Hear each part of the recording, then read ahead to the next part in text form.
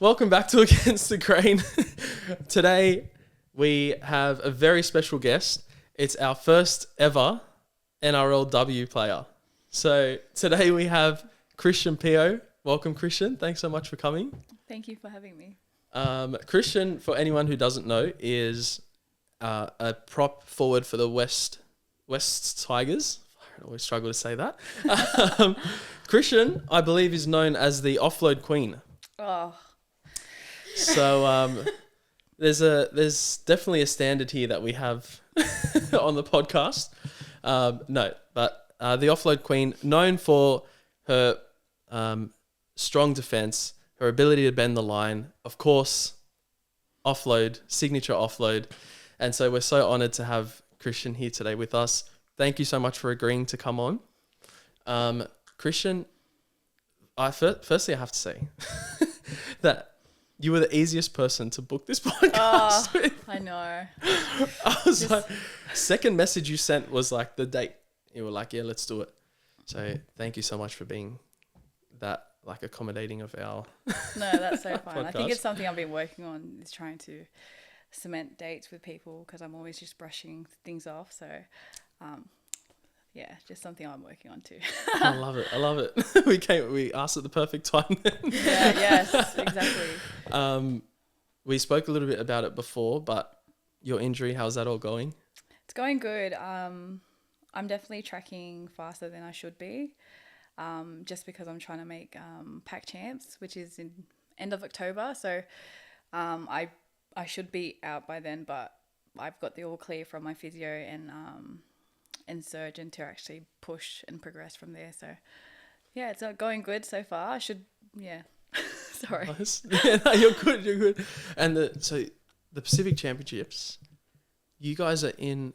Firstly, important to mention, you don't just play for the Tigers. You've also represented Samoa. Yes. And so last year's Pacific Championships, they were in the Pacific Bowl. Yeah. And you guys promoted. Yes. So we had to win against Fiji. It was a really close game. But yeah, we took it over the line, and we qualified for World Cup, hence why we're in the pool against Australia and New Zealand this year. Yeah, exciting. Wow, that's huge. You reckon you can take them? Yeah, so hopefully my leg heals in time, and I'll be in camp for with the girls. But we have so many talented Samoans in there. It's just a matter of getting over to our side, our team, and not for Aussies or New Zealand or anything like that. Yeah. No. Awesome. No, we just had a slight interruption. Yeah, that's okay. That was my brother walking in. Oh, okay.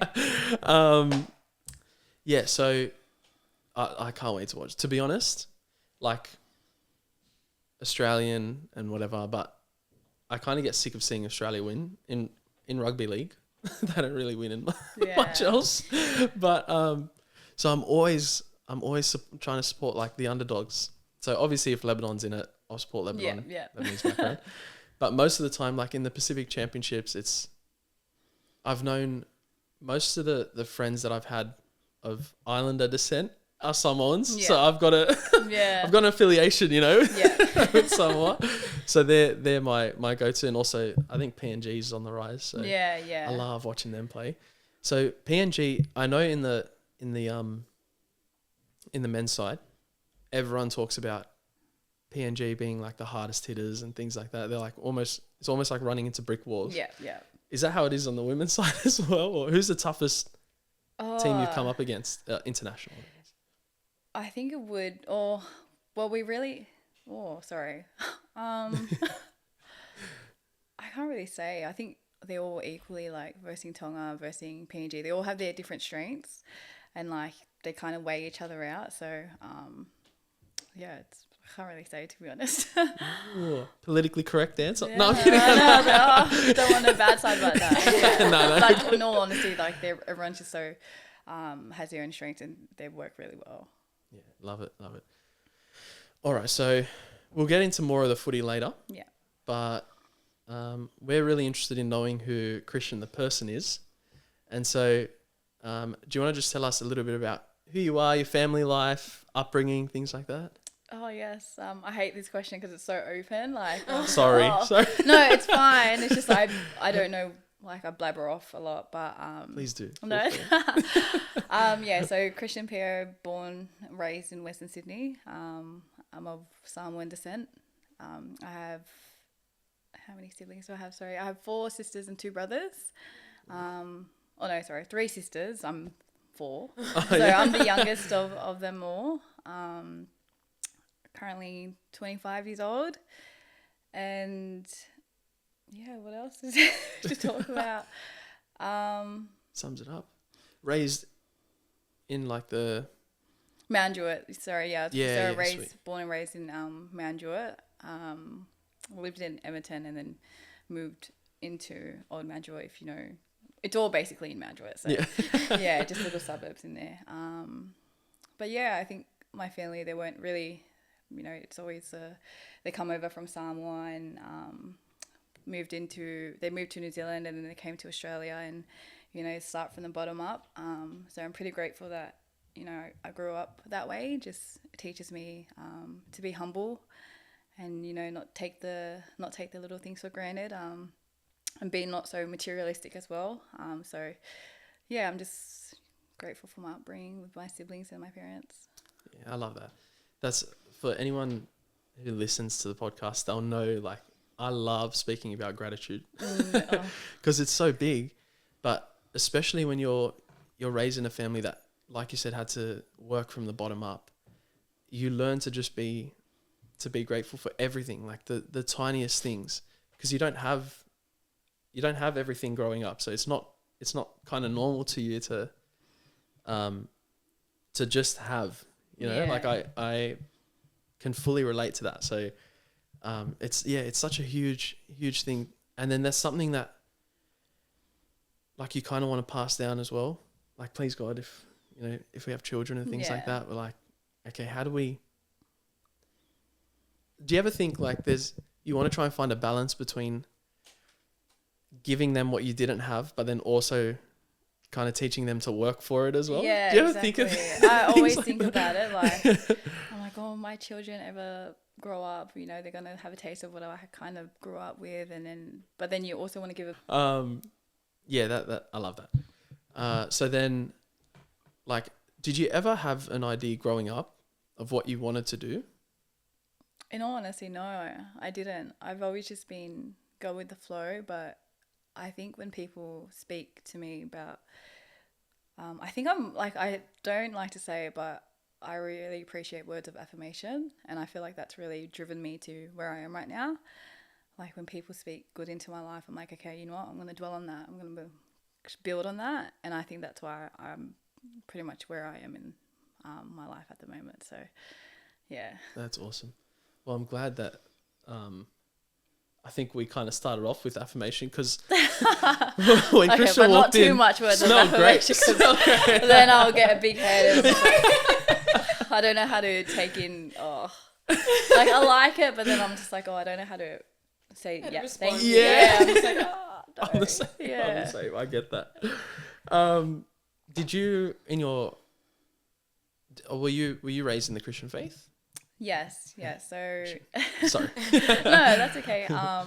So my parents, church every Sunday.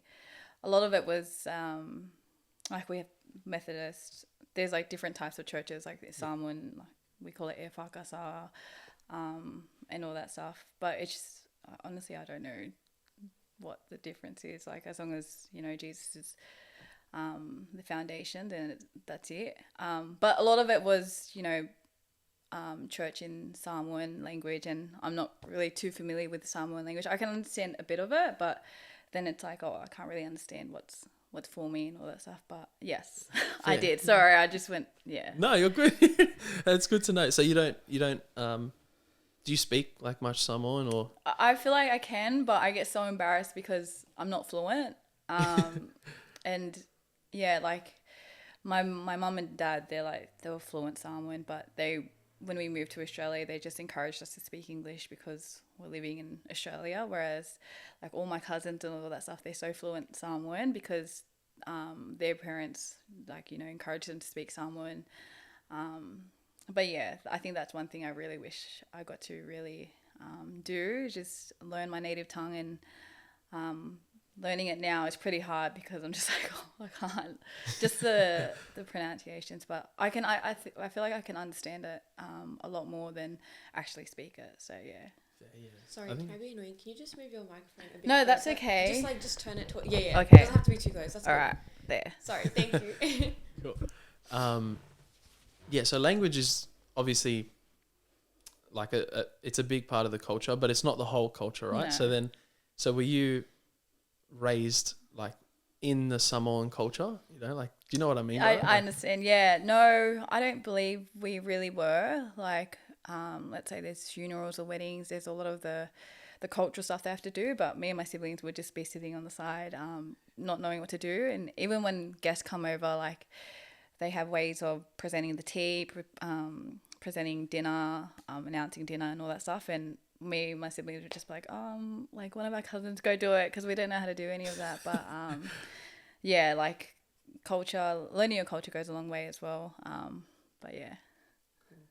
The reason I ask all of that is because, like, I know we said we'd get to footy later, but when you get the chance to represent, I mean, you could, I'd imagine, represent Australia or Samoa, right? Yeah. So then why choose to represent Samoa? Like, what does the culture actually mean to you? Even not, you know, having kind of been brought up too much in the culture itself. Yeah, I just seeing like your family, just so proud of you and your Samoan culture. And Samoan culture means so much to me. Like, a lot of my values are because of my Samoan culture, like being respectful, and all of that stuff. So it means a lot to me as well because, so the first year I was supposed to debut for Samoa was, I think it was 2022 or 2023.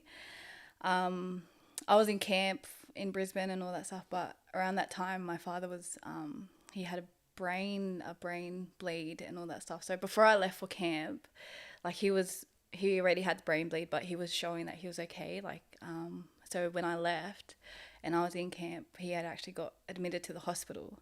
So then I called Sowie, who was our coach at the time. I was like, oh, like, Sowie, like, I don't know what to do. Like, should I stay? Should I go? Because I think my siblings are wanting me to come back home because, like, my dad's really sick and he's in hospital. And he's like, go. Like, he didn't hesitate at all. Oh, that's and awesome. he was just like, go. And I was like, oh, but what? He's like, no, just go. He came to my hotel, he came to my room, sorry. And he's like, oh, like, you just need to go. Like, I'll get Pauline, who was the manager for Samoa at the time. She's like, I'll get Pauline to organise your flights. And I was like, okay. So I couldn't go that night, which was, it was like 6 a.m. the next morning because I think it was around 10 p.m. and I think the flights were all done and all that stuff. So early morning I had my trainers drop me off to the airport and then I was just sobbing on the way back to Sydney. Like, I'm just glad I wasn't like in PNG or anything like that because I think the next day we were supposed to leave for PNG. So lucky I was just still in Brisbane at the time. And then I went home and yeah, like it was probably one of the greatest things because it's the thing with footy is like, you always like, or am I going to miss this opportunity again and all that stuff. And footy just consumes your life so much. But yeah, anyways, that's probably one of the main reasons why I wanted to represent Samoa because I missed that opportunity then. And, you know, my dad ended up passing away. So I was so grateful that I actually got to see him and be with him at that time. So that's why that jersey means the most to me. Just representing. Oh, sorry, I'm so like. Oh, I need to breathe. Okay. Please. But yeah, no, that's probably one of the main reasons why I want to represent Samoa and trying to get girls to come over and represent Samoa because, like, you know, you have such a good time with your parents and all that stuff, and like seeing you represent them is massive. Like, yeah. Yeah, that's all. Firstly, I'm so sorry to hear that. Yeah, God rest his soul. That's such a massive thing. Like, we've spoken about this again more recently on the podcast, is like things, when you do things for yourself, there's just not as much motivation because if you don't feel like it, if it's just for you and you don't feel like it, what's the point of doing it, right? Yeah. But then when you're doing things for someone else or for a whole nation and for your family and things like that, that motivation is even greater. So then when you miss out on that opportunity, like you said, you know, you wanted to represent Samoa or more, like to get to that stage again. So then, yeah, just working towards that, like for your parents and for your family and for your culture and things like that. There's just something, it just speaks to like like a natural kind of selflessness. Yeah. Like we're meant to be like almost pointing outwards all the time, you know, like always trying to give. Exactly. And then you're rewarded. Like you eventually represent someone, which is awesome. We'll get to that. I promise. But, firstly, when you say Sowie, if anyone listening, Jamie Soward? Yeah, Jamie Soward. Cool. Okay, just for context, Yeah. that's all. That's all. All right, cool. So then, when does, in your upbringing and everything, when does playing footy become a reality for you? Like, not playing professionally or anything, but when do you just go, oh, footy, like that'd be cool to play? Oh, I don't even know. I think it started from, like, I always loved playing sports and doing all that stuff, but I never took any sport seriously. Like in school, I would just be like, okay, play volleyball, play netball, go at lunch, play touch with the boys and all that stuff. And then I think it was when the girls started a St. Clair Comets team. So that's my first junior leagues club. It had like all of the big names like Talia Fui Moana, she plays for Gold Coast Titans, and then Maddie Ashby, and then all the other girls. Sorry if I've missed you, but yeah, a lot of those girls, they started it up. I had no clue. I was just like a tall prop with my sister as well. And yeah, we were just there to make numbers while they were just stepping people, scoring tries and all that stuff. But yeah, so from then on, so the coach, Robbie Taylor, I think he's in Newcastle at the moment. He started the first Tasha Girls Penrith side. And then he just spoke to me and said, oh, do you want to trial or, you know, play for this team? And I was like, oh, okay. And I guess that's where it kind of started, making your first rep side. And then we actually won that. We took out the first Tasha Girls. So they're the under 18s, under 17s rep side. So they'll verse like Para Eels and all the other teams and all that stuff. But I think it started from there. Like it still wasn't really a dream for me because NRLW wasn't really a big thing. So I was just like, okay, I'm just gonna play footy and see where it takes me. And then yeah, I ended up playing Harvey Norman's after Tasha Gale, and then it just went from there pretty much. I don't think it was really clear for me until like I had people speaking to me. They're like, oh, like, you know, you actually have good potential if you keep working or doing what you're doing, then I hope you get an NRLW contract and all that stuff. But it was all really a blur because there wasn't really that NRLW like space, anything to really look up to at the time. Yeah. So yeah. Oh, okay. Did you watch footy growing up? I would watch a bit because my family would watch just the boys playing and all that stuff. But then until I started playing it, then I actually try and watch a lot more. So yeah. Who did your family support? Who did they support? Or did they support? Oh, I actually don't know. My mum was like, she's very, she would only support the underdogs. Like if you have a top side versing like one of the lower sides, she always support the lower side. So yeah. But I think it would have to be Penrith or the Wars. Yeah, fair. Yeah, it had to be. Fair. That's so good. I just remembered, by the way, why we got onto the whole culture thing. So if you don't mind, I'll just rewind back a little bit because we were speaking about your faith in your upbringing. So there comes a point. So you were at church every Sunday and things like that. There comes a point where, I believe at least in everyone's life, where now your parents aren't really gonna bring you to church. Now it's up to you to go to church. You know what I mean? Even if it's still with your family, they're not the ones kind of getting you up and saying, let's go. So how does, like, when that happens, when I assume you're at that point now, that's just an assumption I'm making, but what keeps you, I guess, like, practicing your faith? I think I've just experienced so much of his blessings in my life, and I think that really,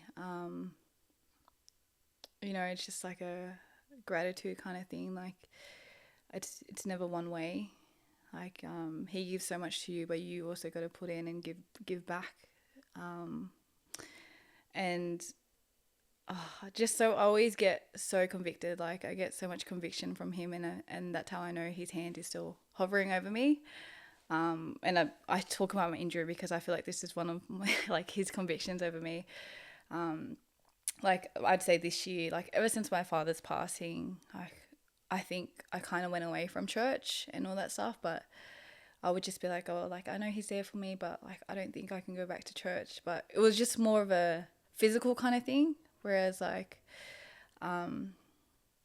because I've felt very emotional going to church because I'd always see my dad in that particular sport. But then I was just like, oh, like, I got to get over it. Like, God's here for me. And I'm not like the type where, you go to church and that's it. Like, it always has to be like a daily kind of thing. Like, you kind of seek into it and all that stuff.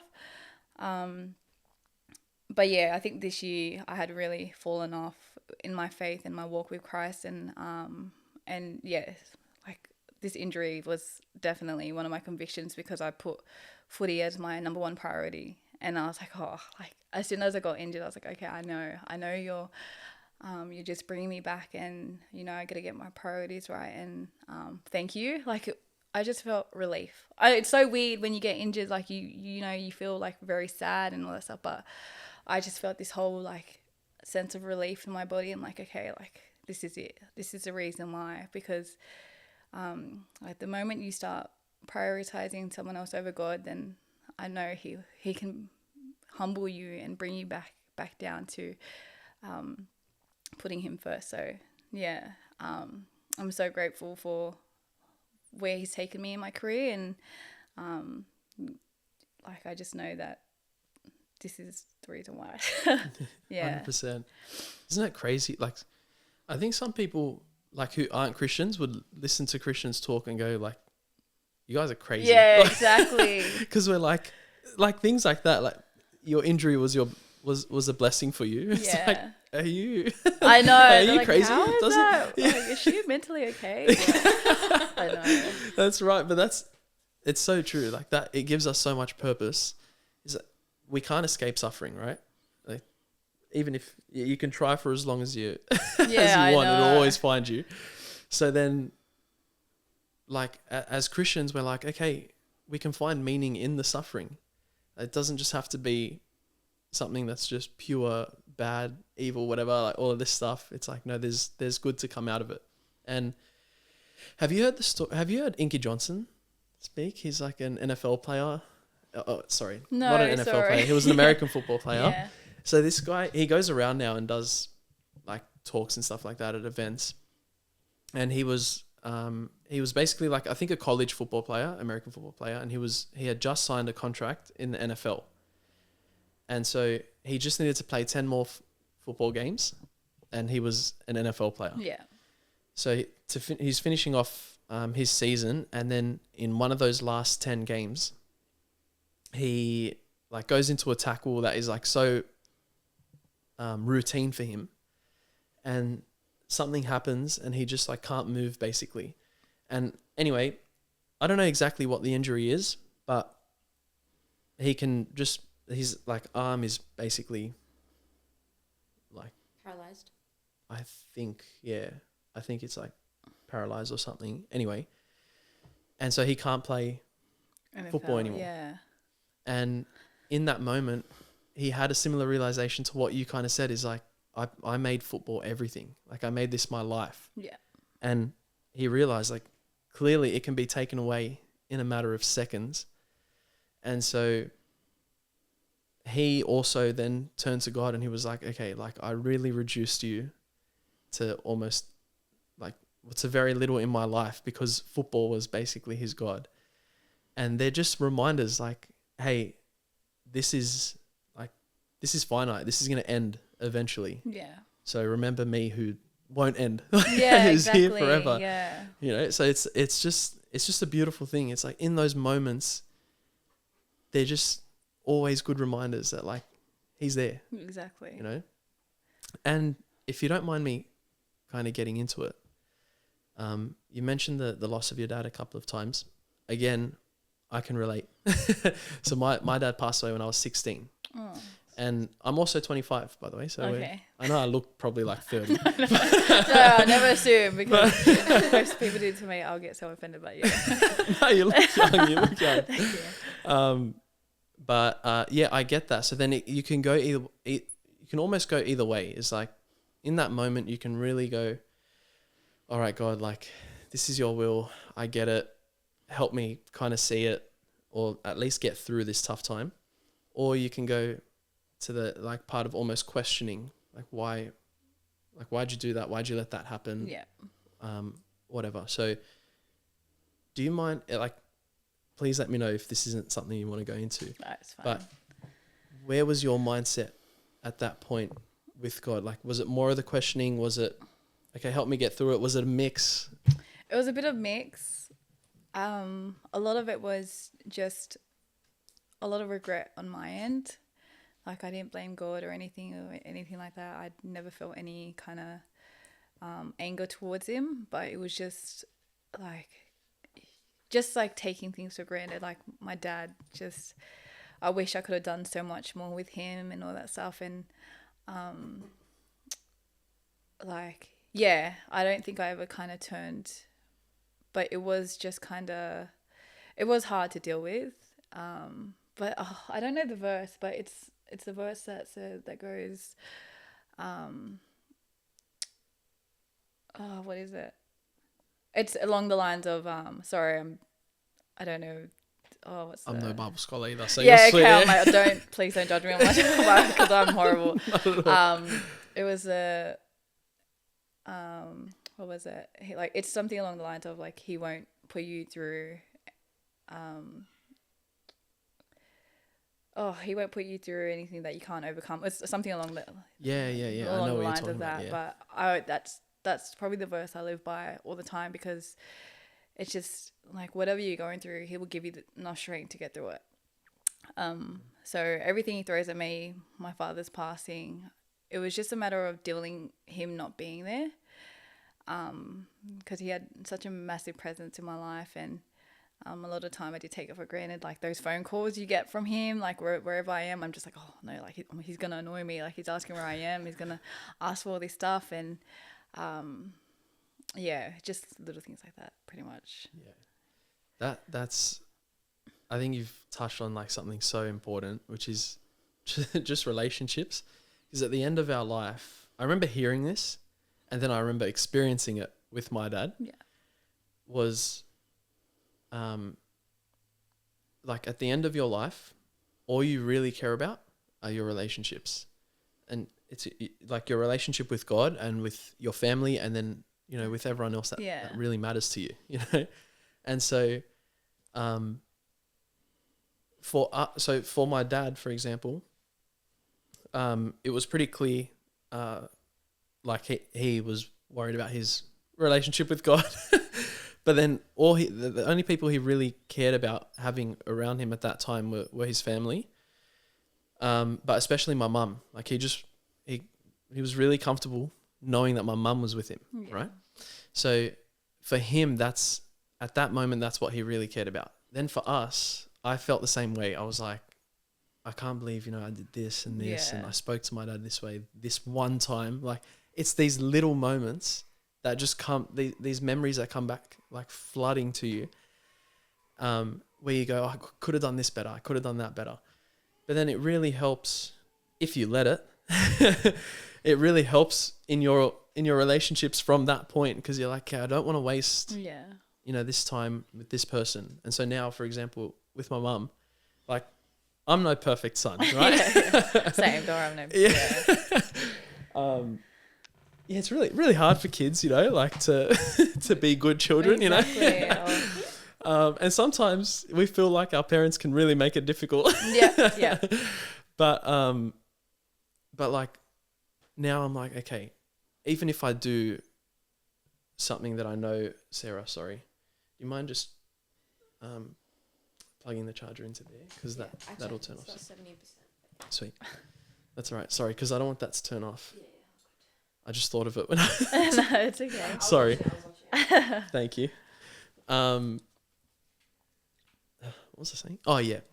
With mum, is like, all right, even if I realise I've stuffed up, or like I'm speaking to her in a certain way or whatever, I'm like, all right, fix it. Like straight away, I'm like, nah. Because you just don't know, you know? And then you don't want to be left the same way you think about what I could have done better with dad. You don't want to be left thinking that with anyone else. So I think, yeah, that's such an important thing that you kind of touched on. Has that helped you in your relationships?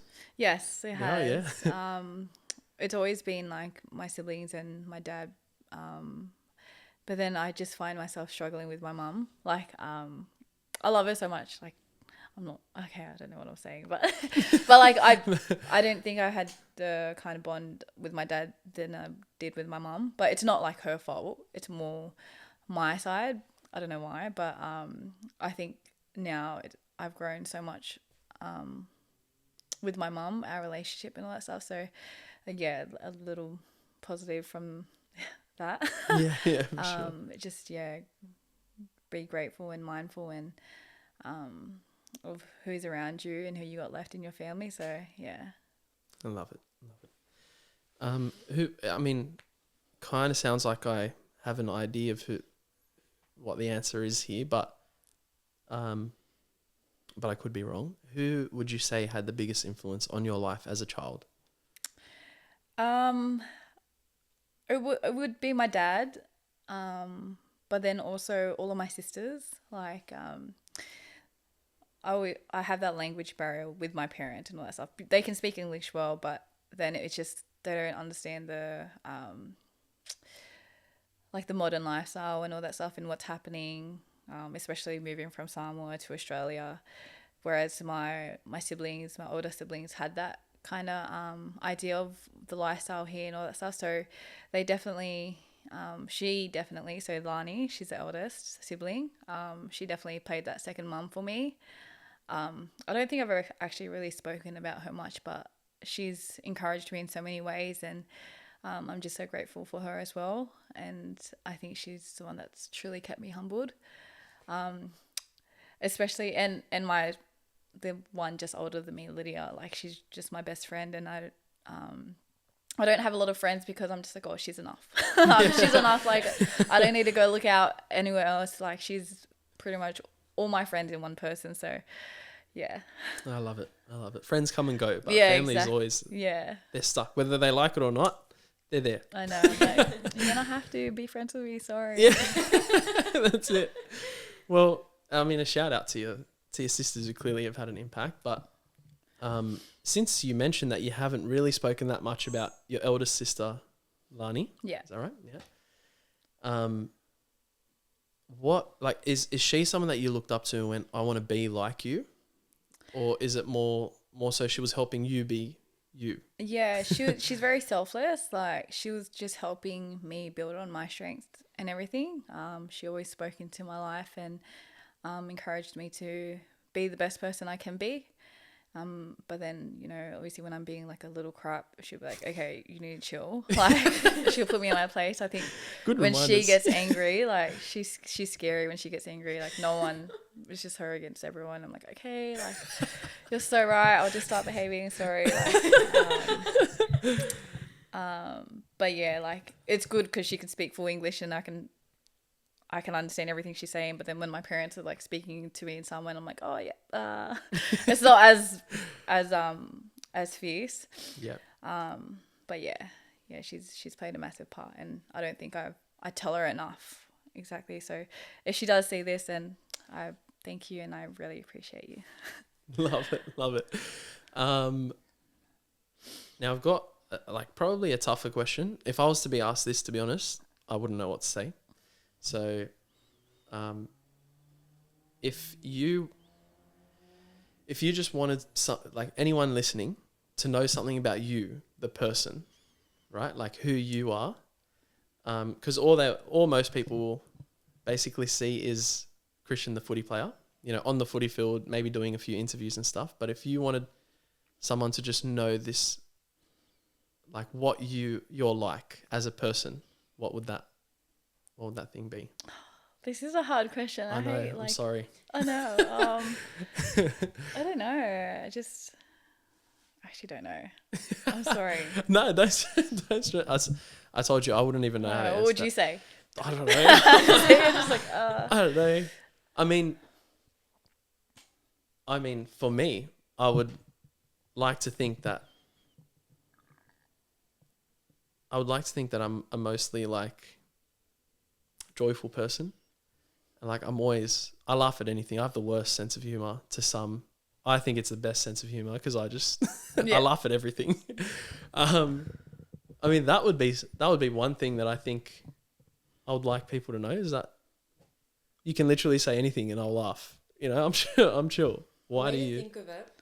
Okay, someone asked me this question and it made me realize what I would want people to see me as is what would be the most painful like insult that you don't think is true. Like, so if, for example, you think you're a really fun person and people don't see that side of you enough, if someone says that you're boring, that would be like the worst insult to you. oh yeah. So that's an easier way to think of it. Oh. What would be an insult that like hurts you at your core? Like, what? Like, no, that's not me. Oh my gosh. Nice. Do you want to come sit here? I'll go behind. That was really good. Yeah.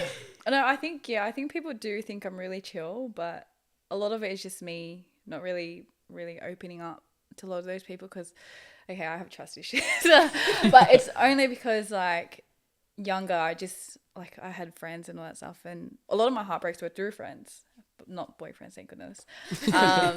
But that's where I kind of glued to my sisters, and I only built my trust around them and relationships around them. So, yeah, I don't know. That is hard, but that's a good way to put it. I like that. That's actually gonna make me go home and think. I'm like, oh my gosh, like. Send us a message when you realise. Yeah, I was like, okay, this is it, guys. And then just AI me saying it.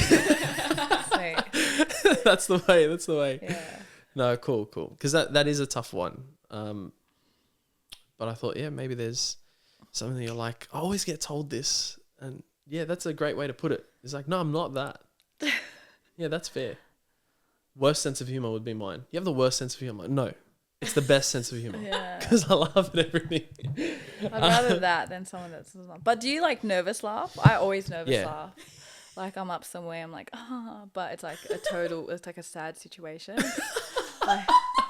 I feel like I nervous laugh a lot. I fully understand that. Yeah. I've probably done that like 30 times since we've started this one. Yeah. I always do it on the podcast. So like, nervous laughing is one of my worst habits. So Yeah. Do you laugh in the most serious moments as well? Yeah, like let's say we're doing a review for like our game, like yeah, our reviews wouldn't be that good because like we've been losing a lot. Like, but and then something will happen and I'll just giggle but the room is so serious and I'm just like. Or like coach will say something and I just react so loud. I have to react and I'm just like, everyone just looks at me. I'm just like, oh, I'm so sorry. I don't know how to control my reactions. But I know everyone else is thinking it. I'm just, very. That's right. Exactly. Yeah. You. That's Everyone's it. grateful for you. Don't worry. Yeah. That's so true. Don't worry, guys. I got us. Really taking the lead. Good stuff. Yeah, exactly. That's fair. It's good because I'm like one of the senior players, so they're like, okay, like if she's like that, then I'll be like this.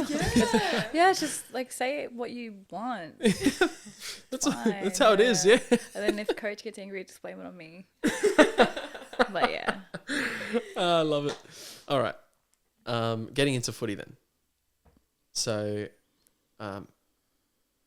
you mentioned earlier, like you didn't really get a sense of like, I could really do this professionally until you had people kind of almost inviting you to take it more seriously. Yeah. You know, like you mentioned Tasha Gale and things like that.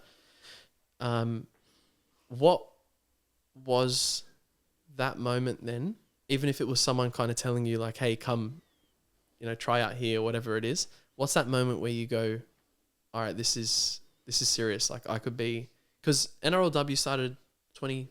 Sorry, I actually don't know. I don't. Oh, that's all right. It was pretty early. Hey, it's like it would have been around for a few years before you debuted, right? Like it wasn't 2018. Oh, okay. Oh yeah. Or 2017, 2018, same. Yeah. So I would have been playing my first Harvey year, I think, or I don't know if it was in Tasha Gale. At that time, so there's nothing really to look up to except for the Opens comp. Yeah, that's right. Then NRLW starts. Yeah. So where's what point did you go, I could actually play NRLW?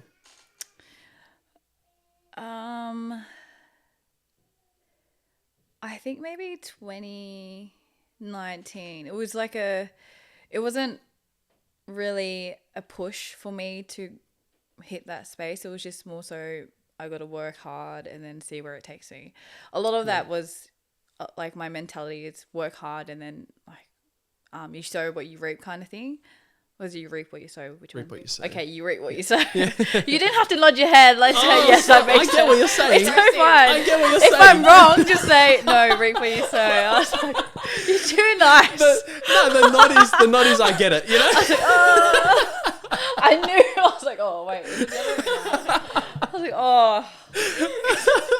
Thank you for correcting me. Sorry. You can correct me if I say something wrong.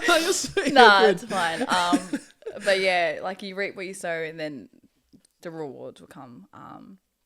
Where were we up to now? Because I'm just stuck on that. Sorry, So you got to in 2019, yeah. Yeah, where you went. Yeah. Work hard. And then worked hard. The next year, I did the same thing because I think that was around COVID year 2019 and all that stuff. Was it? Yeah, I think so. Was it 2020? Did it start in? Started in January 2020. Oh yeah, okay. But 2019 was like bushfires and all that stuff. Yes, Yes, that's right. yes, I remember that. Wow, yeah. What the? I know, crazy. We had a that. hectic few years for that time. Anyways, sorry. Yeah, you're good. But yeah, so 2020 we had St. Mary's Harvey comp, and then because of COVID, our club fell out. So that's where my journey started with West Tigers. I was like, oh, I want to keep playing footy, but I can't at St. Mary's anymore. Then West Tigers came in the picture. I didn't play the first game when I kind of moved over. They were kind of sussing me out, but that's where I was like, okay, you know what? I'm going to run hard, play hard, train hard. And then I ended up playing the next games and all that stuff. And I picked up a development contract for Roosters, the Roosters girls. So it was me, Olivia Koenig, Killy Joseph, and Kina Hanisi. So it was us four, but this was an unpaid development contract. So we were just going at our own will. Going through tolls and all that stuff. Like we had to go through Leichhardt, the tunnel. I forgot what tunnel that is. Unpaid. It's disgraceful. That is disgraceful. But that's the dream. Like if you really want it, then you got to show up and all that stuff. So getting that kind of recognition for Roosters, I think that's where it happened for me. I was like, okay, you know what? If I can make development, then surely I can make one of the teams. And then the next year, I think two of the years got submerged into one. So there was a 2021 year and 2022 year, but we only played in 2022. It's a bit confusing, I know. Sorry, but so NRLW went for 2 seasons in the 1 year. Yeah. I didn't make any of the sides, but I was playing Harvey West Tigers, and then the opportunity came up when one of the girls got injured for Eels, and they're like, okay, we're looking for this position. Thank goodness it was one of my positions I played. And then so we had a trials against West Tigers versus Eels. So then I was like, you know what, run hard, play hard, do what you need to do. And then that's how I got my contract. So I got my contract through someone else's injury. And I was like, oh, how crazy is that when that happens, like, it's someone else's downfall. Like, I don't want to say it like this, but someone else's downfall is someone else's blessing. And that was the same as me. Like, when I got injured, one of the other younger girls got to step up, and I'm just happy. Like, I'm happy that happened for her. And so that's where it all started. Then I debuted for Eels in 2022. And that was in the first season of 2022, right? Like the Yes. the 2021 season? Yeah. Cool. Okay, so this is really interesting. I want to, firstly, actually, that is also such an important thing, is like just grabbing opportunities when they come. Is like, do you, have you ever watched Fresh Prince of Bel-Air? Yes. Okay. Love. How good is that Oh, show? it's the best. Oh, I've watched it so many times. It's ridiculous. But there's a point where Uncle Phil, good old Uncle Phil, he's saying to Will, like, people open doors for me in my life, and people are going to open doors for you.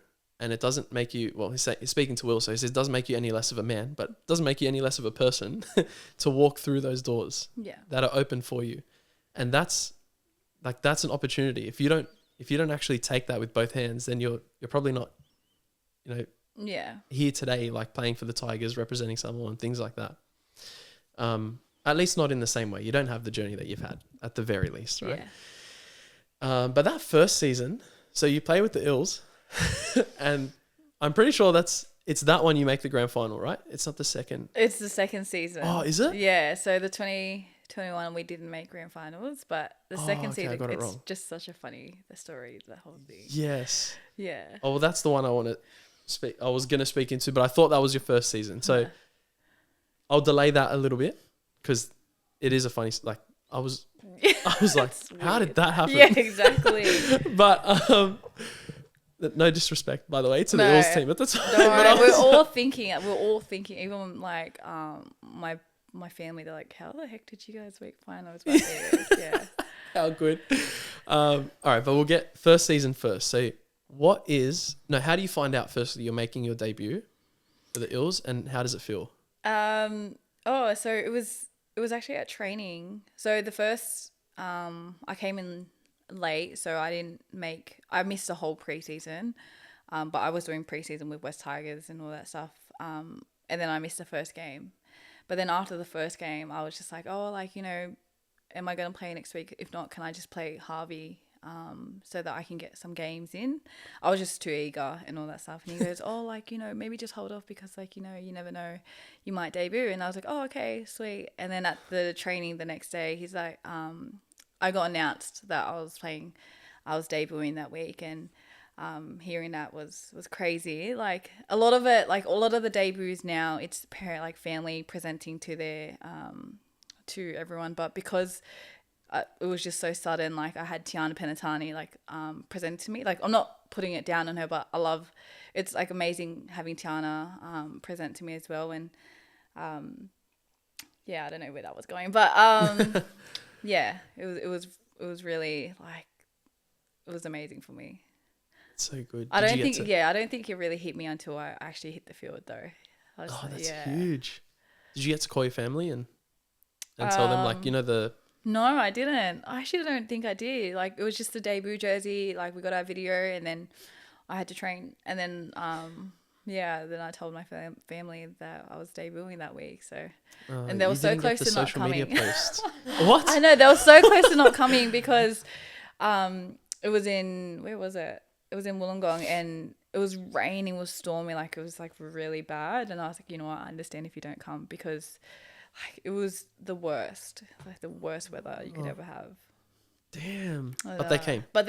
Oh, yes, they turned up, sorry. But they did turn up, and I was grateful. Good. Yeah. That's awesome. When you get on that field, knowing like, all right, this is it, NRLW, like you've made it, you're there. Do you get like a sense of complacency? That's what I'm looking for. Is it like, all right, I'm here, I'm sweet? Or is it, all right, this is just game one, I need to push so that I'm here every week? Yeah. I think that year I was just it should be like this every year. Like, my spot's not guaranteed. I still got to fight for my spot, and there's so many girls wanting this spot, so why get complacent? Like, you can just get dropped every week. So no complacency there, which was good for me. Tough season, that first one. Yes. That's all right.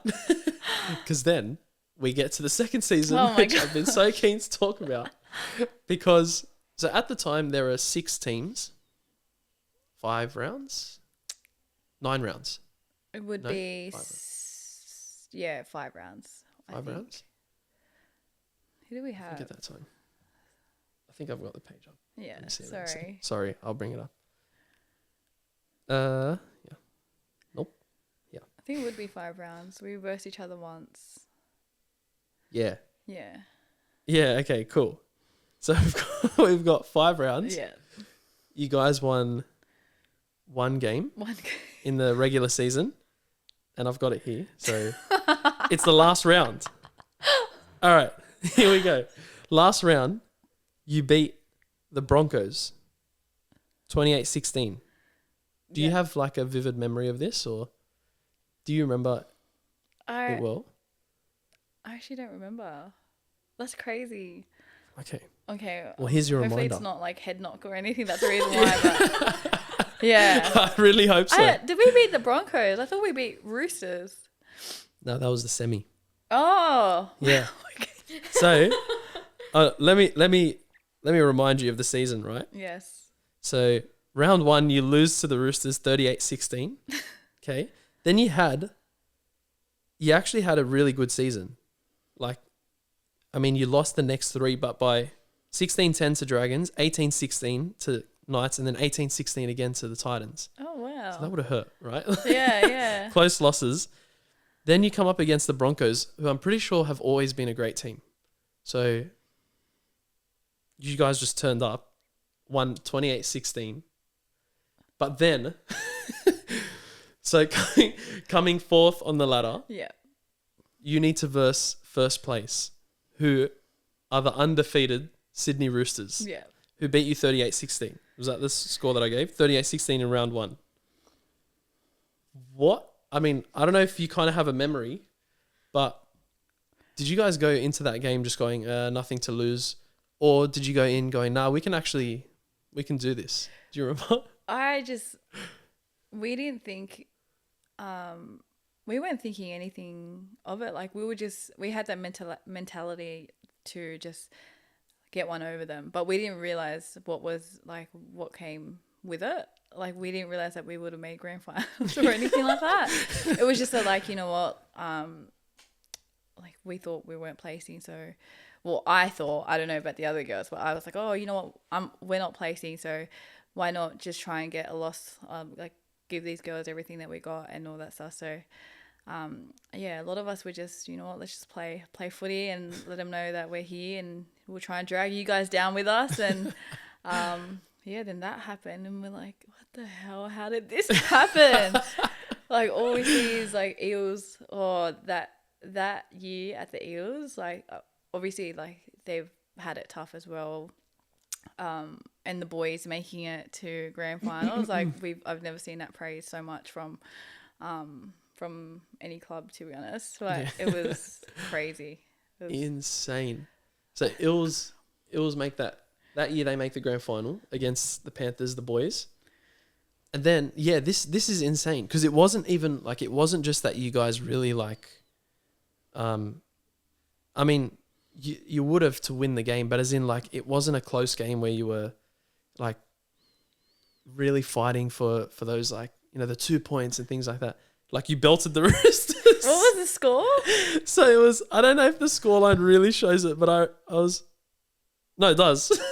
Oh, really? 24-10. Oh, wow. It was a convincing victory. I know maybe people are thinking belting is 40-0, but it's not.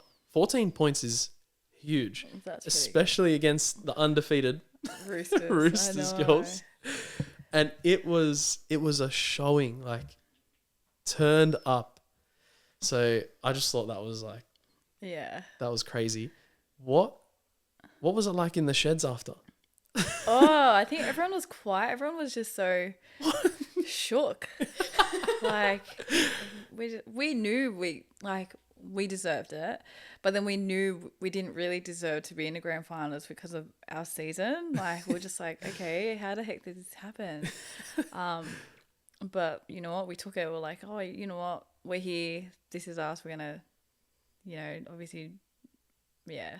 Which this day, like, I still don't believe that we got into grand finals. That's crazy.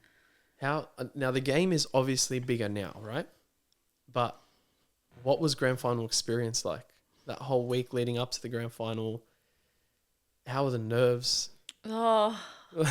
Like, to this day, I'm still so speechless from it.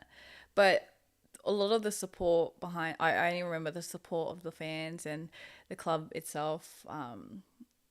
It was amazing. Like, you just I've never experienced that kind of support before.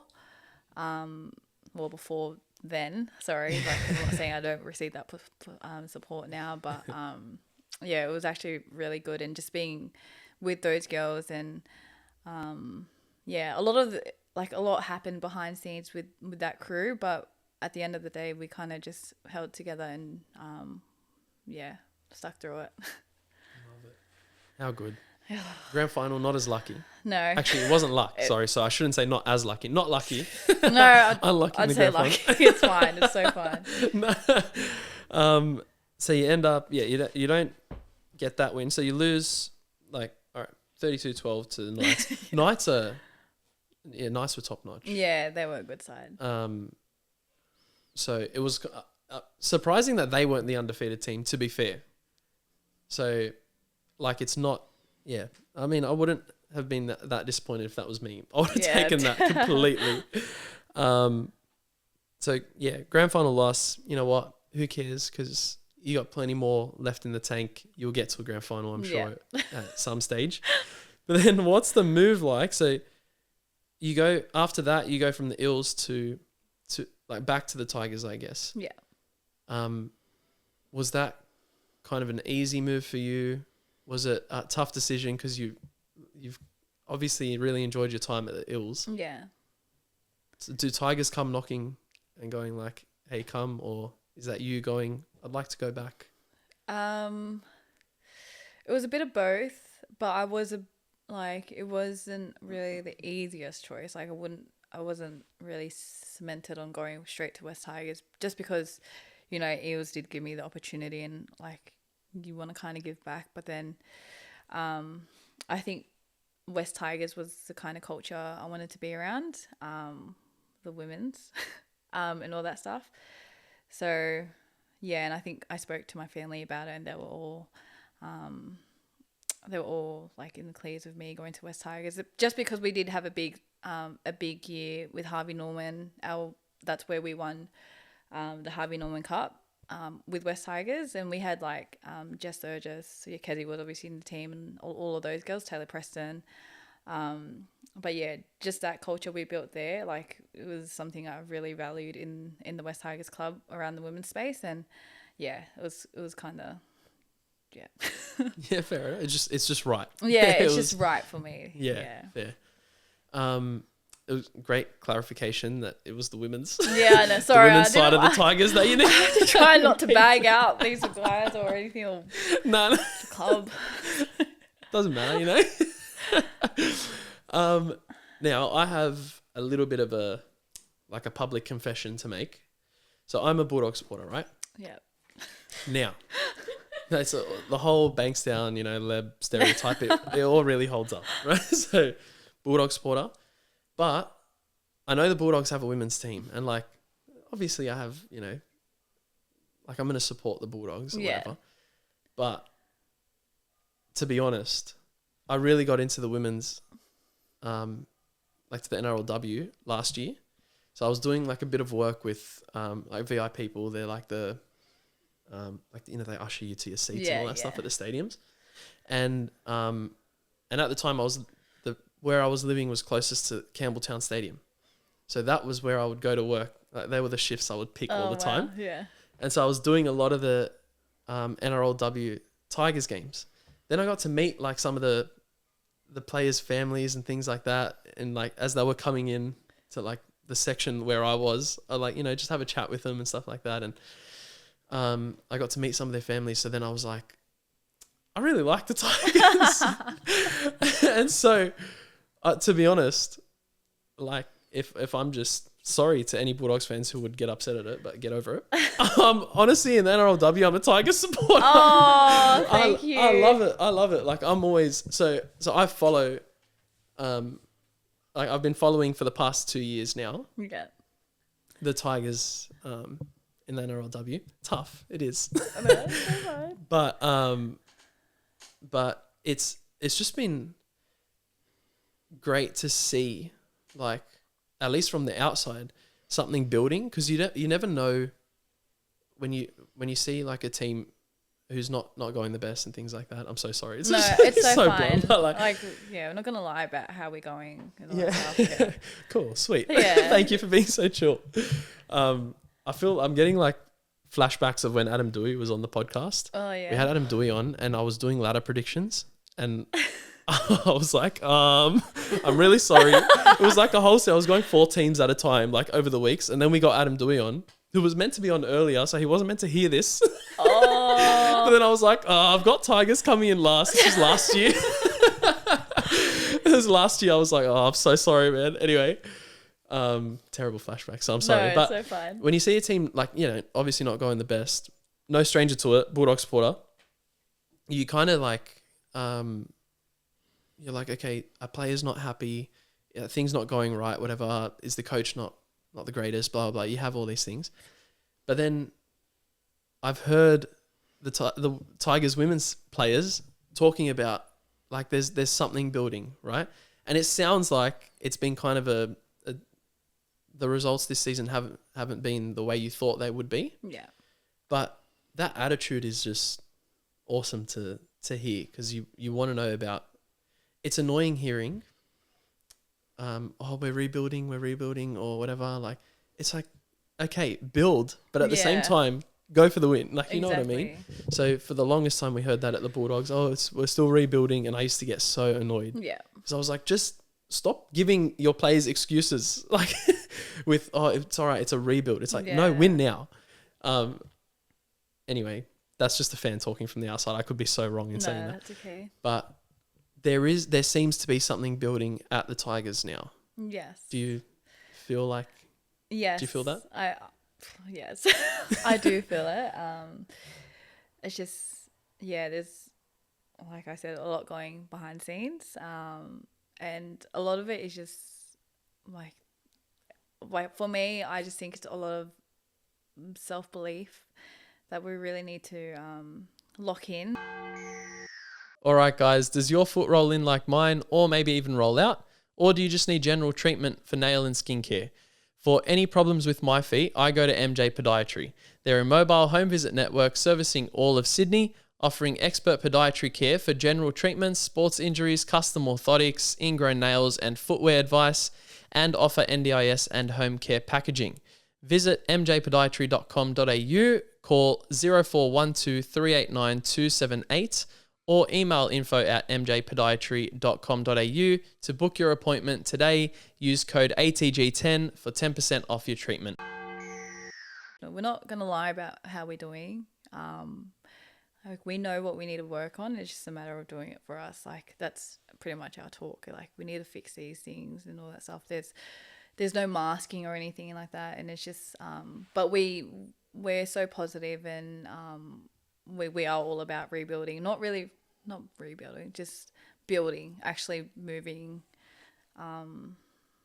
towards a better space for us and all that stuff. So, yeah, a lot happening behind the scenes. Yeah, fair. So then, so obviously, like, it's no secret to the public, because the media they jump on anything that could possibly disparage a club or a player or anything like that. So it's kind of like, it's no secret to the public that the Tigers club, have some things going on and whatever. But how close, like, is the team, like the NRLW team, like is there a strong bond there? Is it still forming because there are new players coming in and things like that? How's that?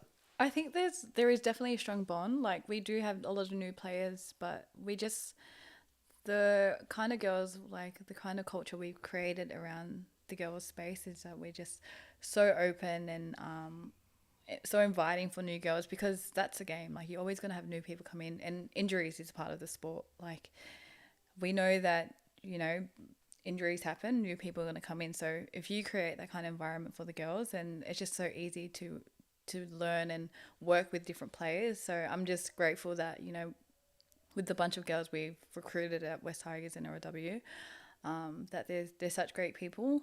And I think that's the first year, when they've been recruiting people, they've always asked, you know, what kind of person are you before they are a player? They always make sure we bring good people to the club with good intentions. And I think that's something that we're really good at with the girls we have at the moment. That's awesome. Because character would be such a big thing. Like 100. you kind of touched on it.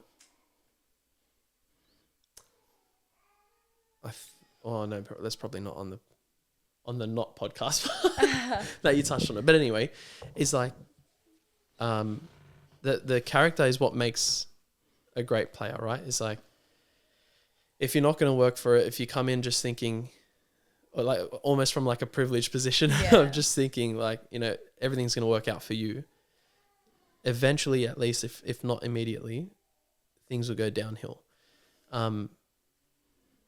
I feel like, and again, this is from outside looking in, and I'm sorry to keep comparing but like, because the men's game has been around for so long, it's so easy to compare. So sorry, but no, it's okay.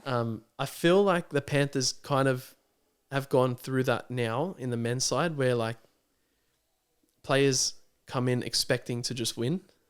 That's my opinion, at least, is like there might have been a complacency on that side, but then there's clearly been a trust in the character of the people that have come in, even if they got that wrong for a little bit. Is like now they're killing it, because now they've realized, okay, I need to work hard, and I'm able to work hard because that's part of who I am, sort of thing.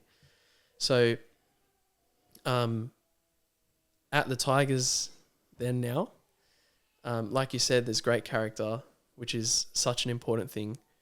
And then in those great characters, you need solid leadership.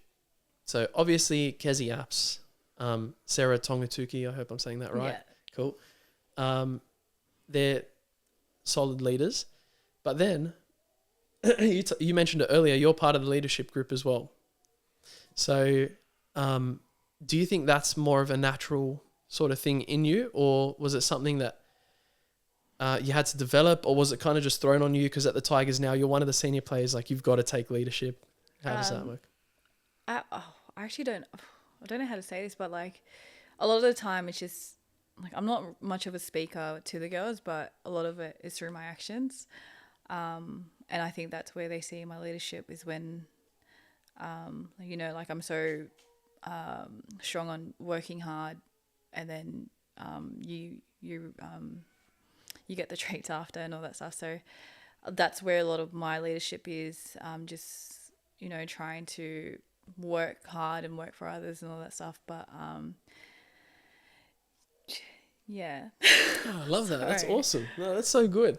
So you're more of the actions speak louder than words. Yes. Like yeah. I think I live by that. Like, you know, you can be saying one thing, and then if your actions don't show it, then like, well, you have no proof, you have no testimony, you have no backstory to back up what you're working for. So yeah. Was that something that you noticed? Was like, hey, the girls are like really looking up to me and my work ethic, or was that something the club came up to you, or like coach? Yeah, it was mainly like the club and all that stuff. Coaches coming into it, they'd just be like, hey, look, like these girls actually look up to you. You gotta just be confident. And I think that's something I kind of do like. I don't know if I'm just confidence. It's just, you know, like this is, I would say, my 5th year, maybe 4th year in NRLW, and I just still am in that mindset that I'm still learning. But then I have so much experience in NRLW, I should kind of be guiding others as well. And I've been trying to take on that role for this year and hopefully the oncoming years. So that's somewhere where I need to progress, is just leading other girls, and realizing that I'm one of the older players now. Like, I'm still not just back myself and my knowledge within the game and all that stuff. So yeah. Oh, good. Also a lot of pressure. But Yes, a lot of pressure, but I love the pressure. The pressure's good. what a competitor. That's what I'm talking about. Oh, just learn it from your siblings when you have like games and all that stuff. I think, yeah, so grateful for them for always trying to beat me and everything. I know. How crazy is that? But because that's actually true. Is like, even those little things, you know, like, I don't know if you were like this, but I used to cry if I lost, like to my brother or something like that. Even if we were playing like PlayStation. Yeah. Like, I was so competitive. It's embarrassing now, but it builds up like that competitive nature, which is so important if you end up, I mean, it's important probably in life, having a healthy competitive nature. Yeah. But especially in sport, it's like, yeah, how good. Yeah. It's crazy to think that like those points where you're almost like fighting with your siblings over your competitiveness. It builds you. Yeah. I know. It's horrible. I It's know. horrible sometimes because like we could be playing fun games like with the girls, but then I'm like focused on winning, whereas they're all laughing. I'm like, guys, come on, like we need to win. And then I just hate that part. I'm just so serious and competitive in that. I'm like, sorry. That's guys. fair. Sound like someone. Hey, that's so true, but what? No, you have to win. Like I get so angry. See, it's bad. Yeah, that's how you know it's bad when I get angry. Yeah. How good. So, I forgot to mention this. So you recently re-signed with the Tigers, right? Till the end of 27. Yes. Congratulations. Thank you so much. Oh, good. Well, I mean, we've spoken about it. There's obviously a building that's happening there at the team, and you obviously have a belief in Yes. that Yeah. to have re-signed. How important is and I hope I'm not like putting you on the spot or anything, but how important is the coach, like the coaching team in that decision? Because, sorry, just to so you know where I'm coming from with that question is like, you know how you hear of players who re-sign or sign with a team and then the coach gets sacked or something, and then there are like all these media things that come out and they're like, the player's second guessing coming to the team now because of the coaching change or whatever. I've never ever known whether that was something to believe or not, because I'm like, I don't know a player's mindset. I'm probably the furthest thing that can come from a professional sports, professional athlete. So is that something that's actually like, I mean, it's obviously taken into consideration, but how important is the coaching team?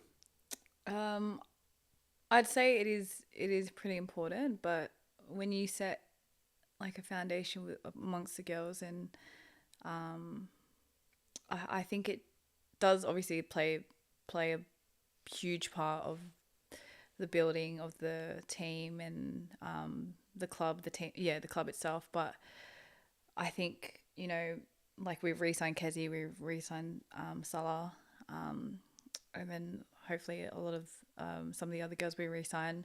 But I think when you have those girls, like your leadership group, set a foundation of the team, it's not going to really change that much. And I think it's just a matter of, you know, pushing for not the same culture, but like a positive culture. Because at the end of the day, like, it's the players that are on the field.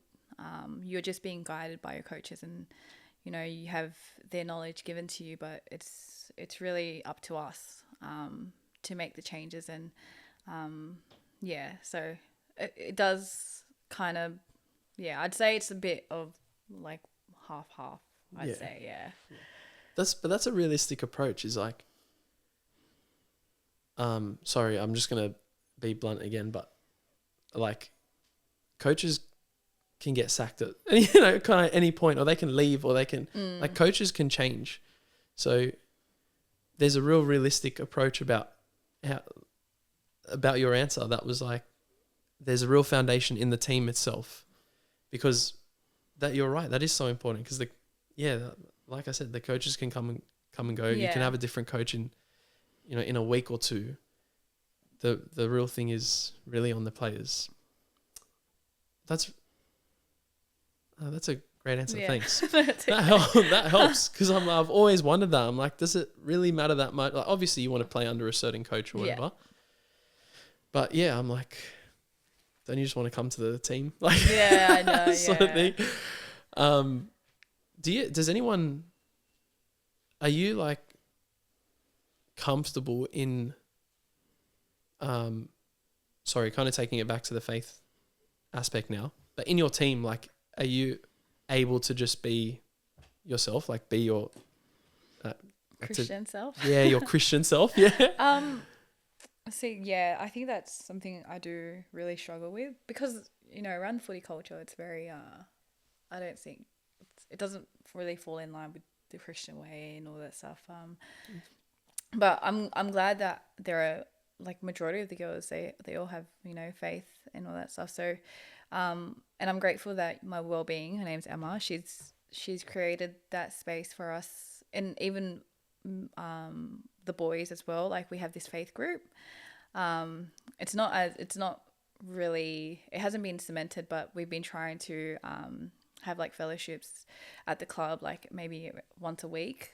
But I think we've kind of fallen away from it just because of our schedules and their schedules don't align. Yeah. But she's been approaching me to kind of set a day so that, like, if you're there, you're there. If you're not there, then that's it. Like, if you really want to be there. So yeah, you reminded me I actually need to get back to her with cementing a day. So I think Monday will probably be the best day. But yeah, like, just having, like, even some of the staff amongst it, which is really encouraging for the players and all those who have that side. And, I'm assuming we relate a lot with our challenges and the tests, the trials that we go through, and being able to kind of talk about it and having someone outside. His name's AJ.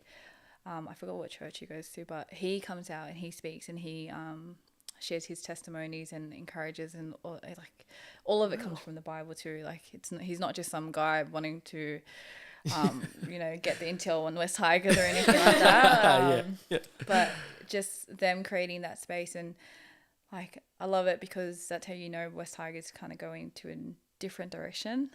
Hence my re-signing. Like, I'm so, like, I've started here, might as well kind of build here and all that stuff. So I'm grateful for that space, and it's kind of opened me up to talk more on my faith. And yeah. Oh, good. That's cool. That's so good to hear. Yeah. And you're clearly, like, you're extremely important for the club's building on and off the field. But that's such an exciting, like, I didn't know that was things that happened in clubs. So that's really cool that they're kind of trying to nurture, like, the faith life in there. Are you comfortable with the girls? Like, I know the culture's a little bit different in footy, but like, I think if I'm not mistaken, it's you guys who I've seen kneel in prayer after a game. Yeah. Yeah. Yeah. Cool. Okay. I was like, it's not anyone else, is it? No, yeah, it's Yeah, so you guys are open with openly, kind of Christian with each Yeah, other, yeah. you know what I mean? Like, oh, that's cool. Yeah. That is such a witness. It's crazy. Like, for people to just see, win or lose, you're down in prayer, like, thanksgiving for the game, for, like, the opportunities and things like that. Oh, what a witness. I love seeing it. It's the best. It's so good. By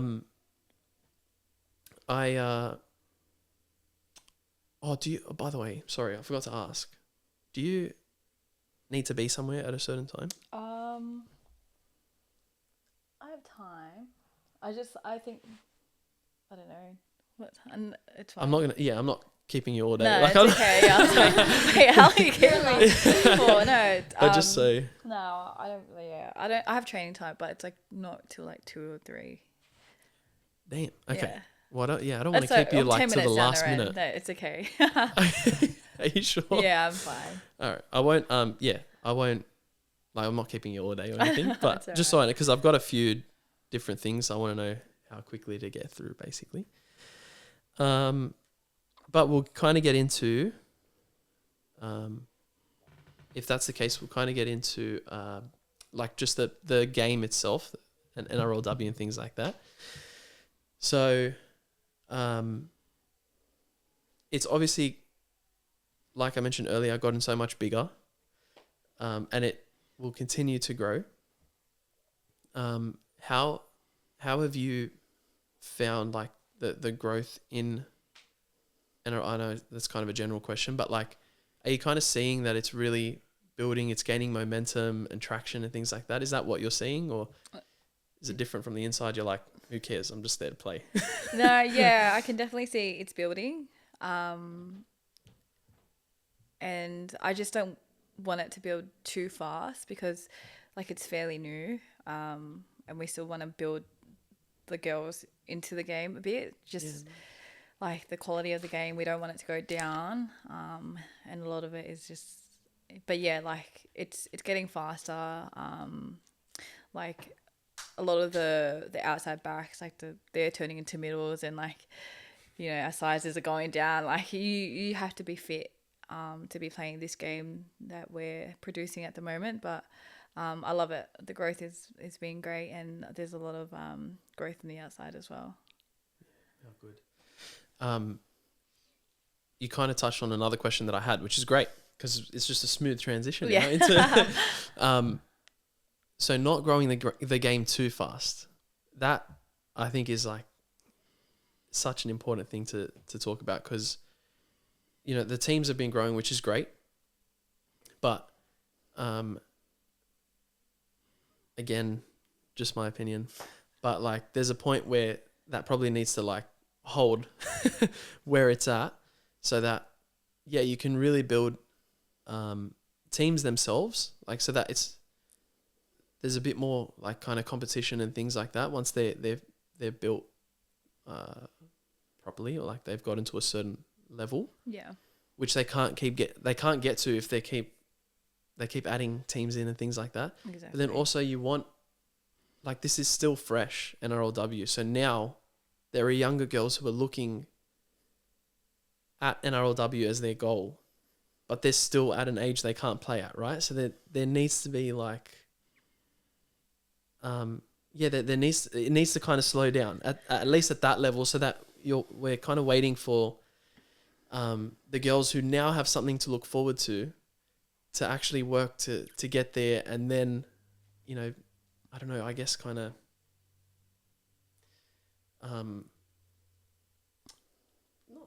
like, see, now I'm stuck with the wording.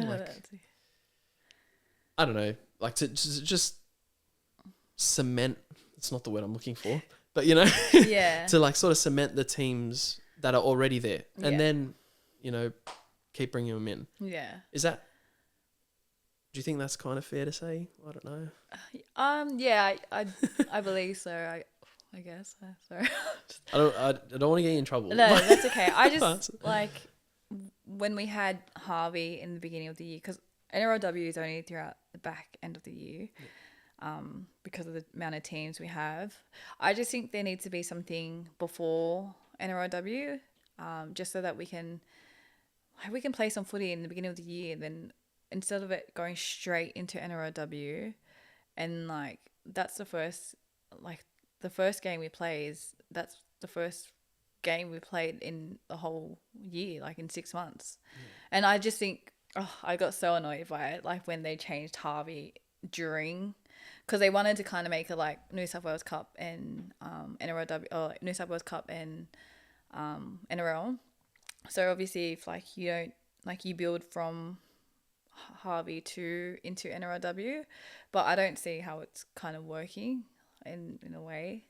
But then also, like, you can build those girls who are playing Harvey in the beginning of the year, because you have a lot of the NRLW play with them, like they can build with them or like learn from them without I don't know if I'm making sense, but a lot of it is just the Harvey girls who are learning to play, but it's a kind of like blind leading the blind. Like you don't have people to work off, you know, experience, get knowledge of them and all that stuff, which is annoying, because it's not like it doesn't really build our game if they're not learning from people who have been in the game. Yeah, yeah. If that makes sense. Yeah, so if I can just make sure that I'm getting it right, because what it sounds like, that is such a great point. Yeah. What it sounds like is, does that light keep changing? No, it's the TV's on the screensaver mode. Can you turn it Oh. off? So I tried to message you, but Ah, sorry.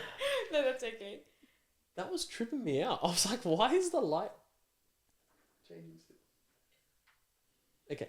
Anyway, sorry. It's okay. So that is a great point. So just to make sure I'm understanding it correctly, the Harvey Norman and the NRLW are completely separate. Is that right? Like they're... Yeah. So Harvey Norman is the grade below NRLW. Yeah. Yep, opens. So you don't have anything to do with that team as an NRLW player? So if you're in the top NRL, then you get dropped down to play the Harvey comp. But see, the thing is that they used to be played separately. So Harvey Norman would be in the beginning of the year, and that's where NRLW players and, you know, other girls who want to play NRLW can play in that comp. Oh, But then now, like, I think, when did it start? I think for 2 years now, they've merged it so that Harvey Norman will be played at the same time NRLW is. So then there's no comp at all in the beginning of the year. It's just straight. You just got to work the whole year. I see what you're saying. Okay. Yeah. And do those girls train with you guys or no? Completely separate in that regard? It depends on the club, like on how they want to build the Harvey team. Like for us, we wanted to train with them at least once a week. So we do oppose against our Harvey side. Like not only is it beneficial for us, but it's beneficial for them. Yeah. For the girls who kind of want to, have an NRLW contract, you have the standard of where you should be at. But I don't know how the clubs work with the Harvey side, but yeah. Damn. Okay. So I get that. So now they're both played. So what the comparison is NRL New South Wales Cup.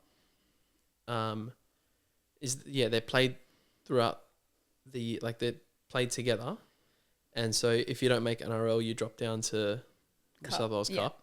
Same thing here with NRLW, and so because that's happening, there's nothing at the start of the year. No. Okay, got it.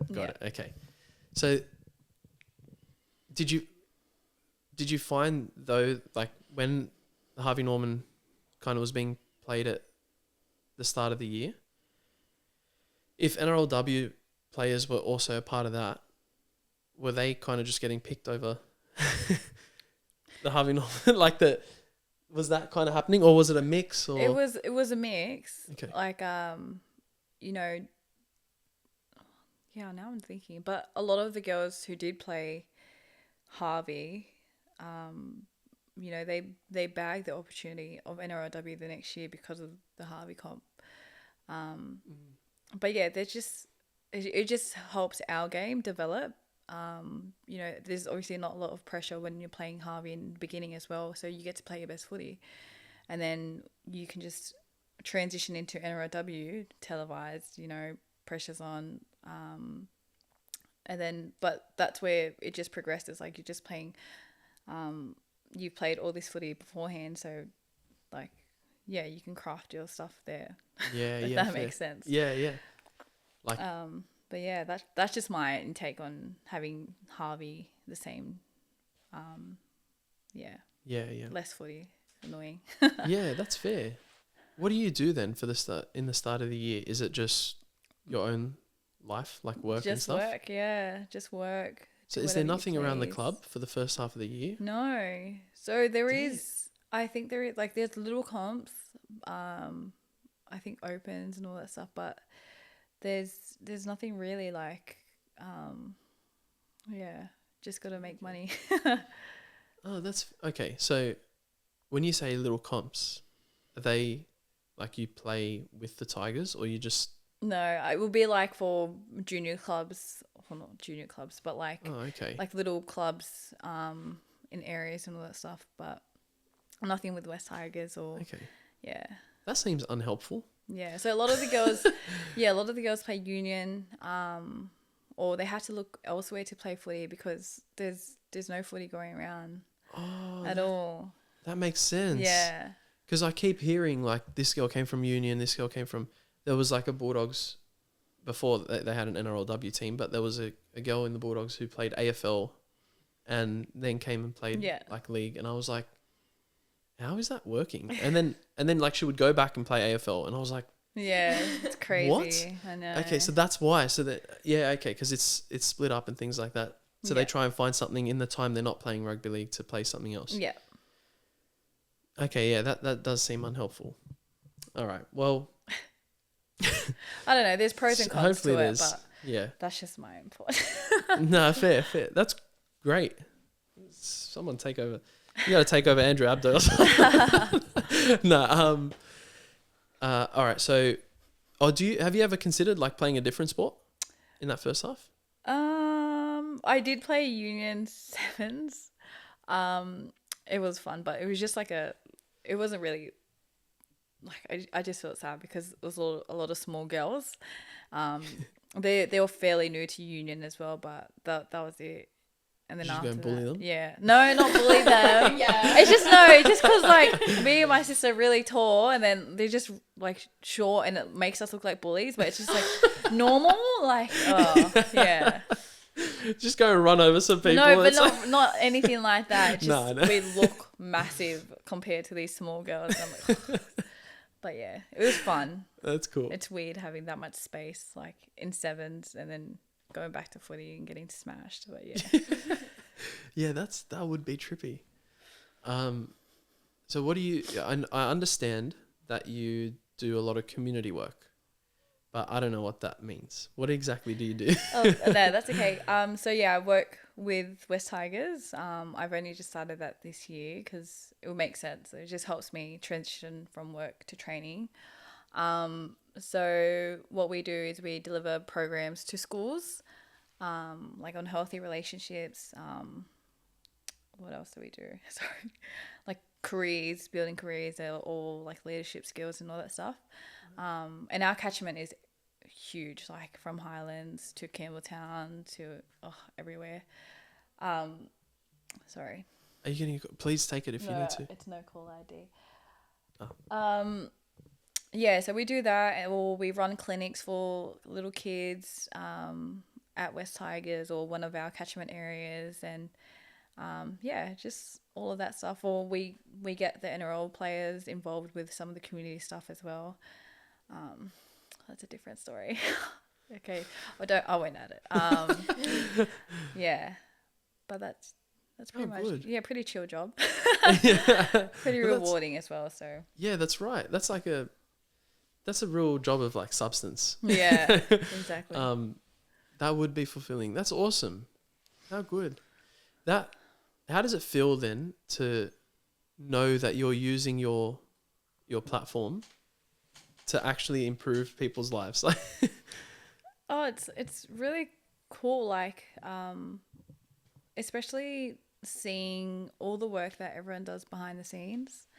Like, I get so annoyed because, you know, as players, we come in just to train, play footy and all that stuff, but we don't really get to meet the people who build the club and, you know, do everything behind the scenes. And I just don't think we show enough appreciation to them. Like, I didn't know any of the staff's name until I actually started working into it. But that's like, I feel like that should be something we implicate in the footy, is getting to know the staff and know their names because, yeah, they're just great people. But yeah. Wow. Far out. Being a player is a lot different to what I thought it was. That's crazy. Oh my gosh. So you just go in, kind of get your stuff done and leave. Is that how it is? Yeah, that's pretty much it. Like there's the corporate side, because our training is on the bottom floor, and then we have the kitchen and then our offices and all that stuff. But like I don't think we go into the office as much to meet or greet any of the staff enough. And yeah, like, but because we're just on the bottom floor a lot, I don't think there's any reason for the players to really go up and do that. But if we like kind of encourage that within the club, hopefully in the next years I'm going to get the girls amongst her to go at least meet some of the staff and, get to know them. It'll be awesome. Also a part of expanding the game, in my mind, because I'm studying journalism, right? I'm hoping to be a journalist, sports journalist. Yes. That's all I really care about. But a part of it was I reached out to different clubs. I don't know who saw it and who didn't, to be honest. Like, I just tried to reach out. But media plays such a massive role, right? Just in the world today. And I don't want to sound like a hippie, right? But there's so much crap that goes around because that's what sells. Yeah. And everyone just jumps on it straight away. If there's a little like hint of trouble, scandal, whatever it is, they're like, the media pounces. Yeah. And I hate that. Yeah. So what I want to do is I want to kind of be the other side, right? And try and tell players stories and I guess to be like that positive, media that's not really there. Yeah. But what is so important to me is humanizing the players, which is why I love having conversations like on the podcast and things like that, because we get to know who you are. So what I did is I reached out to clubs and I was like, this was last year, I really started to get into the NRLW. Oh, nice. And I was like, and just having met the players' families, like I mentioned, I was like, there's a real space here that really hasn't been tapped into. So I was reaching out to clubs and I was like, I want to be like your club journalist, but I want to be dedicated to the NRLW. And I was like, just because there isn't much there, like in terms of the media and stuff like that. And if the media has such an influence, then that would really help expand, like grow the game. Yes. Because then people get to know who Christian Pio is and they'll want to watch her.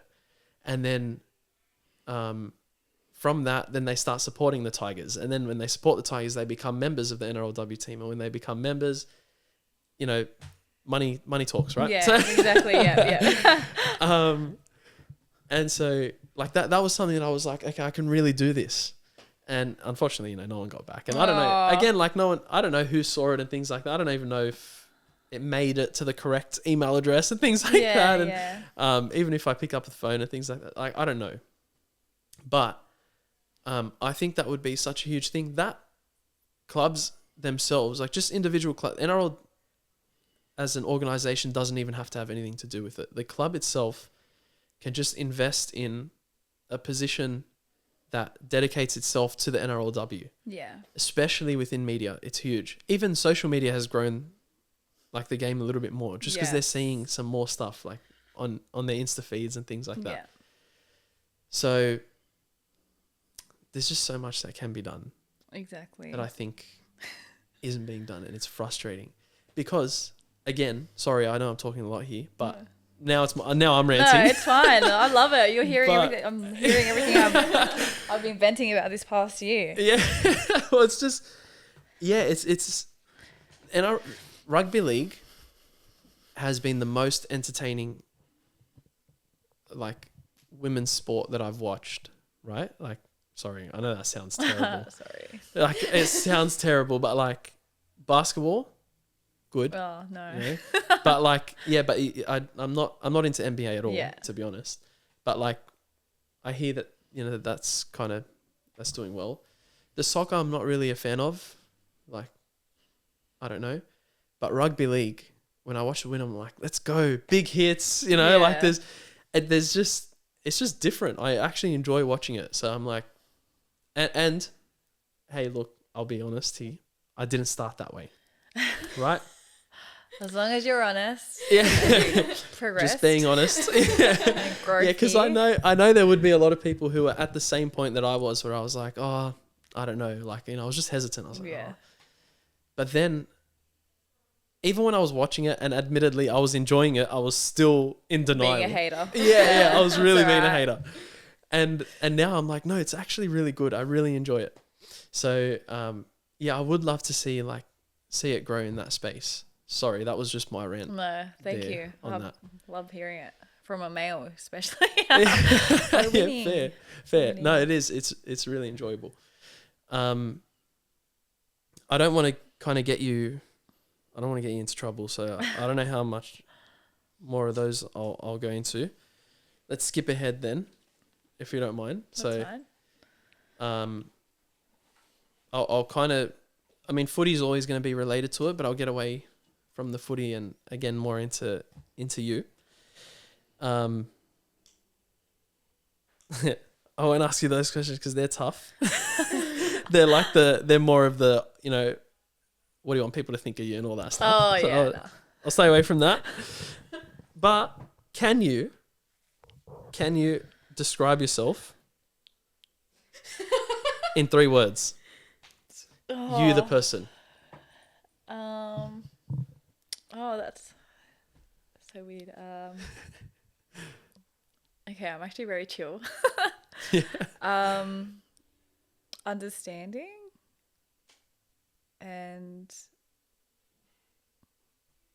I don't know. I actually don't know the one. Determined. Determined. I would say determined. That's what it sounds like. Thank you. That's no worries. That's just a help. You can talk yourself up. It's all right. Oh, no, I'm like, nah. Humble. Yeah, that's it. It's I can tell, and it is a struggle. Like, Yeah. I struggle with it too. Yeah. Even at job interviews, you know how you have to sell yourself. Yeah. I'm like, I'm not used to talking myself up. Yeah, exactly. But hey, just on that, just a random thought. I heard once there was a speaker who said he was talking about self-talk, and he's like some of the worst things that you could possibly say to anyone, you say to yourself. Like, we do that a lot. Like, we always say it to ourselves. We just talk bad about ourselves to ourselves.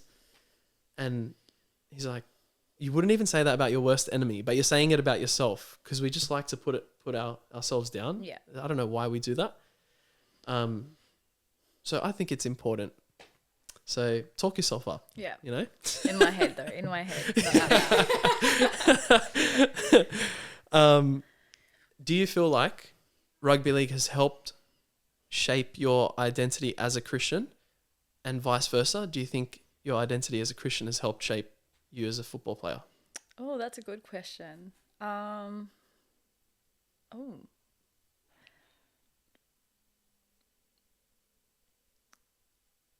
I think, rugby league has somewhat shaped my identity as a Christian, just through the people he's put in my life.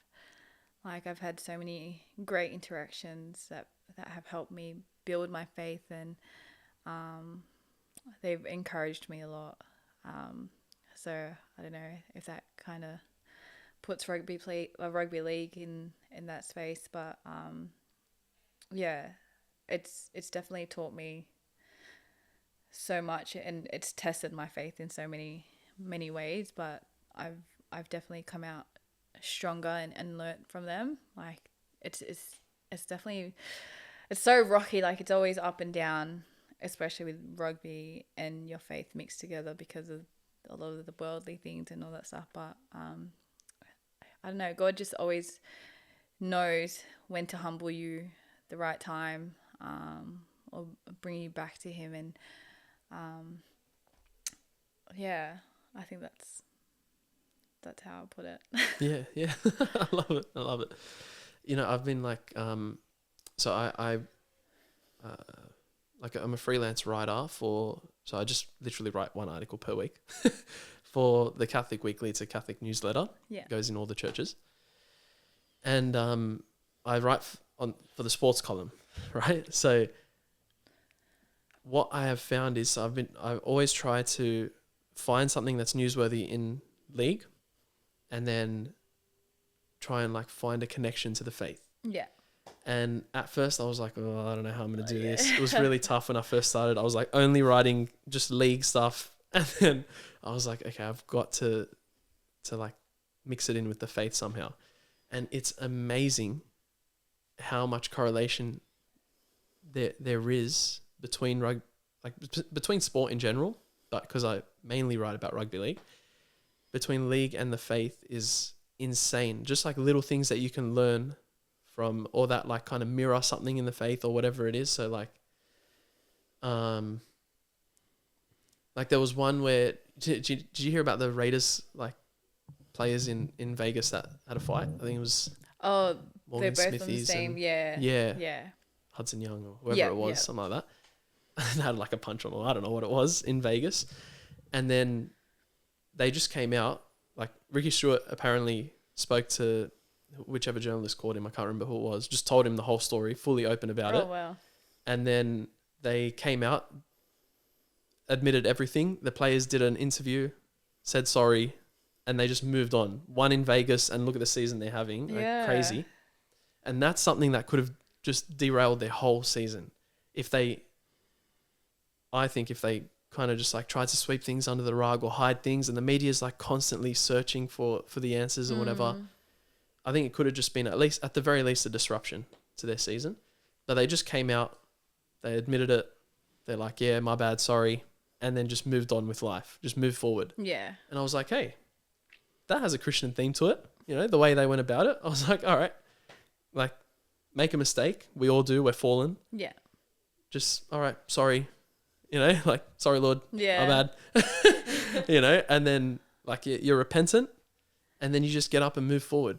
And it's like, hey, okay, there's that small correlation. And then there are things on the field that happen and you go, hey, like, whatever, Yeah. So,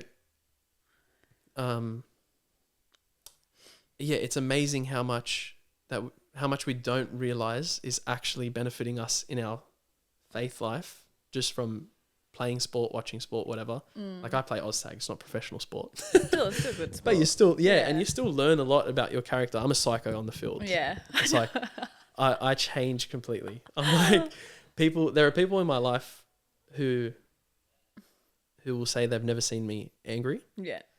And like my family's one, I just don't like, what for? I'm just like, anger, I don't have time for that. But on the footy field, like when I jump on, I'm like, it's like, I can't imagine what it would be like if it was professional. But I like jump on the field in Oztag and I'm a different person. Oh, I'm like, wow. I'm like fuming. I'm yelling at my teammate.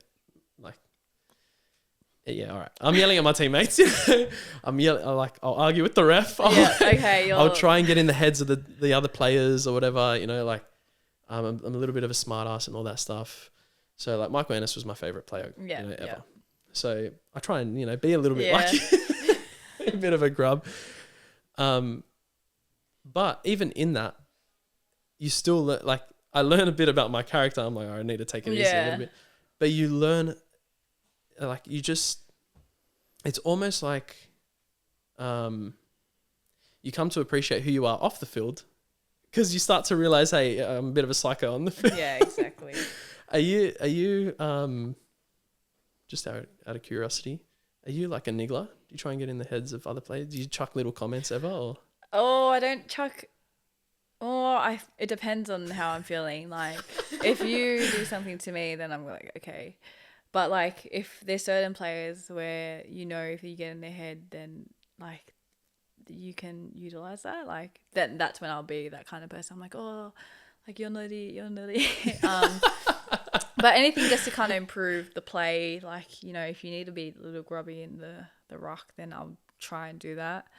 I know it's not me. Everyone knows it's not me, so it's weird when I do it. Yeah. They're like, what the hell? Like, why is she doing that? But yeah, I want to be like that, but deep down, I'm not like that. Oh, I'm just a softie. But yeah. Oh, that's gold. I would love to just hear a little bit of the stuff that goes on, like in the ruck and in scrums and things like that. That's so bad. Is it? It's funny. It's funny though. Like you go back and you just laugh about it. Like one of my, she used to be with us, Vada. She was the best tackler. Like she would just, like I miss having her on my team, but damn, she's out though. Spewing. Yeah. It's so fun to play with people like that. Exactly. It's so entertaining. Yeah. They just keep you on your toes. I swear. But I think it's like it's so heavily reliant on mental. Like it's as much a mental game as it is a physical game. So I think just get in their heads. Yeah. They won't play that well. There are certain players who, if they're angry, they play better. Yeah. But I think it's like a vast minority of them. Yeah. I think majority of players are just out of it if they're angry. Yeah. So, just get in their heads. Exactly. Seek out the most immature player. And I'm like, I'm going for them, It's so bad because if there's a debutant and I'm like, oh, get at her. Oh. Get at her. Like, oh. It's nothing personal. Yeah, I know. It's nothing personal. It's just, you got to win at the end of the day. But That's it. Competitive nature. Exactly. I like it. Sorry, debutantes. Oh, that's so good. I'm going to look out next time when you're, please God, back on the field. Yeah. I'm going to look at who's like on the other team as a debutant. I'll be like, Christian's going after her. All right. We'll finish off with some lighthearted questions. Like just chill, fun, hopefully fun. I don't know. Okay, so I mentioned at the start that you're known as the Queen of Offloads, right? Oh. Very, very well known for your... I think you were you had the most offloads in 2023, I believe. That's pretty good. I've seen personally that you play, like you're a real ball player. Like a ball playing prop. No. You seriously, you're like, usually in today's game, the lock is like, the lock does what you're doing. Yeah. So like Isaiah Yeo is obviously the first name that comes up. He's like first receiver, always looking to get the ball away. You do a lot of that as a prop, which is so cool. Yeah. So that's pretty sweet. Like that. But what do you think is the most underrated part of your game? Oh, I don't know. Yeah, 2023, a long time ago. No. I would say, the offload. And I think that's when it kind of, offload had been a big thing. And a lot of the coaches said that they really loved that about my game. But then I think this year I really went away from it because, I don't know. Sorry, I don't know what I went into, but I think, see, now I had to talk myself up. Like I have to say what the most underrated. I think it's just the attitude I have. Like I just don't want to let my teammates down. I think that's it. I think having that attitude is probably one of the most underrated. It's just, working hard for your teammate and just pushing with them. Nothing specific, just attitude. That's it. That's great. Yeah, That's and solid. Isaiah Yeo, he's my favorite. He's my favorite player too. So. Oh really? I'd love to play like him and somewhat be in a lock position, but I think it's just a matter of me being confident in my skill and my crafting my skill a bit. But I feel like props the easy way for me. So hopefully next year I can cement a spot in lock. Wow. Okay. So there's a hope to be a lock forward. Yeah. Love it. I know. I feel like I'm always like talking like a half, but it's just like I'm not a half. I know I'm not a half, but I'm just the annoying prop. I'm like, let's do this. But yeah. How good. That's love awesome. That lock would be perfect then. Yeah. Like the modern day lock is another ball player, which is cool. You can be the forward and the playmaker. Yeah. That's crazy. See, that's a dream. Now you're getting my head's getting too big now. No, you're good. You're good. That's crazy. So Isaiah Yeo is your favorite player. Yeah. His work ethic and just his ball skills and ball knowledge, I feel like that should be that's my standard, like the way he works, and he's just so smart as a prop and he does so much. Yeah. Crazy. That's great. See? And you reminded me of Isaiah Yeo when I was watching you play. I was like full ball player, first receiver. It was so good to watch. Seriously, it's great. Who's your favorite NRLW player? Like who would you say you look up to? Or they might be two different answers actually. I don't know. No, I actually don't. So I'm not saying I don't look up to anyone. Sorry, actually. You're your favorite player. No, I'm not my favorite. I know. I was like, should I say me? No, I'm not my favorite player. I've never been the type to really look up to, like, other girls. It's so bad, but because I've just been watching the boys so much and all that stuff. But, I'm so No, that's fair. Yeah. That's fair. That's honest of you. I appreciate you saying that. Please don't add that. I feel like I do you feel wanna- like yeah, yeah. so like that. I feel, is that like a cocky thing to No. say? Okay. No, are you serious? You haven't sounded cocky once. Okay. You're so sweet. Okay. Well then, I think that you've kind of answered this, but I want to ask you more specifically. If you could steal one skill from any player, NRL or NRLW, what would that skill be, and from who?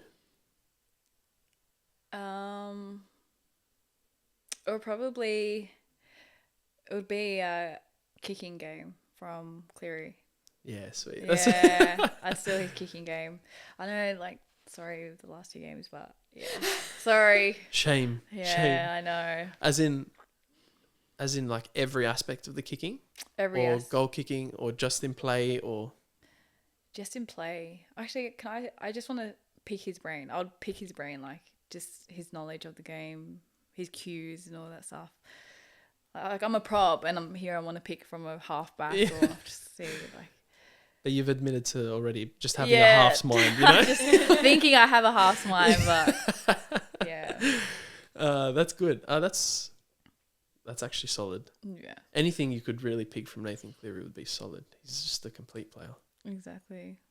You reckon he's the GOAT?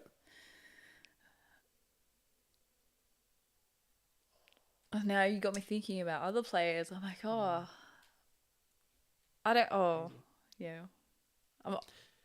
I'm still like with the GOAT, him being the GOAT, but yeah. Not completely convinced yet. Not completely convinced. He's up there though, up there for me. A lot of players up there for me. Yeah. Who do you think's the GOAT? I mean, like again, like we're only 25, right? So I didn't get to see like Wally Lewis and Andrew Johns and whoever else they would say in the GOAT picture. Like I never saw them properly. I've seen highlights and things, but it's not enough. But I think just what he's done so far is crazy. Yeah. I don't think winning 4 premierships in a row and making 5 grand finals in a row is something that just anyone can do, like can lead their team to. I don't think it's anything any team can just do. Like, yeah. So it's just crazy. I always thought Ivan Cleary was one of the best coaches, because I just thought if he could get the Warriors to the grand final in 2011, which is something that like no coach could do. They always had star players, but the chemistry was just never there. I was like, okay, this guy's obviously a great coach. So then Nathan Cleary, just being his son, I was like, okay, must be a great player. Yeah. So obviously credit for the Panthers needs to go to Ivan Cleary for like what he's done with that team, with different players all the time. But who's been leading them through it all on the field has been Nathan. So I just think you can't ignore that. Whether he wins an Origin series or blah, blah, blah, all of the stuff they say, I could not care less about. Yeah.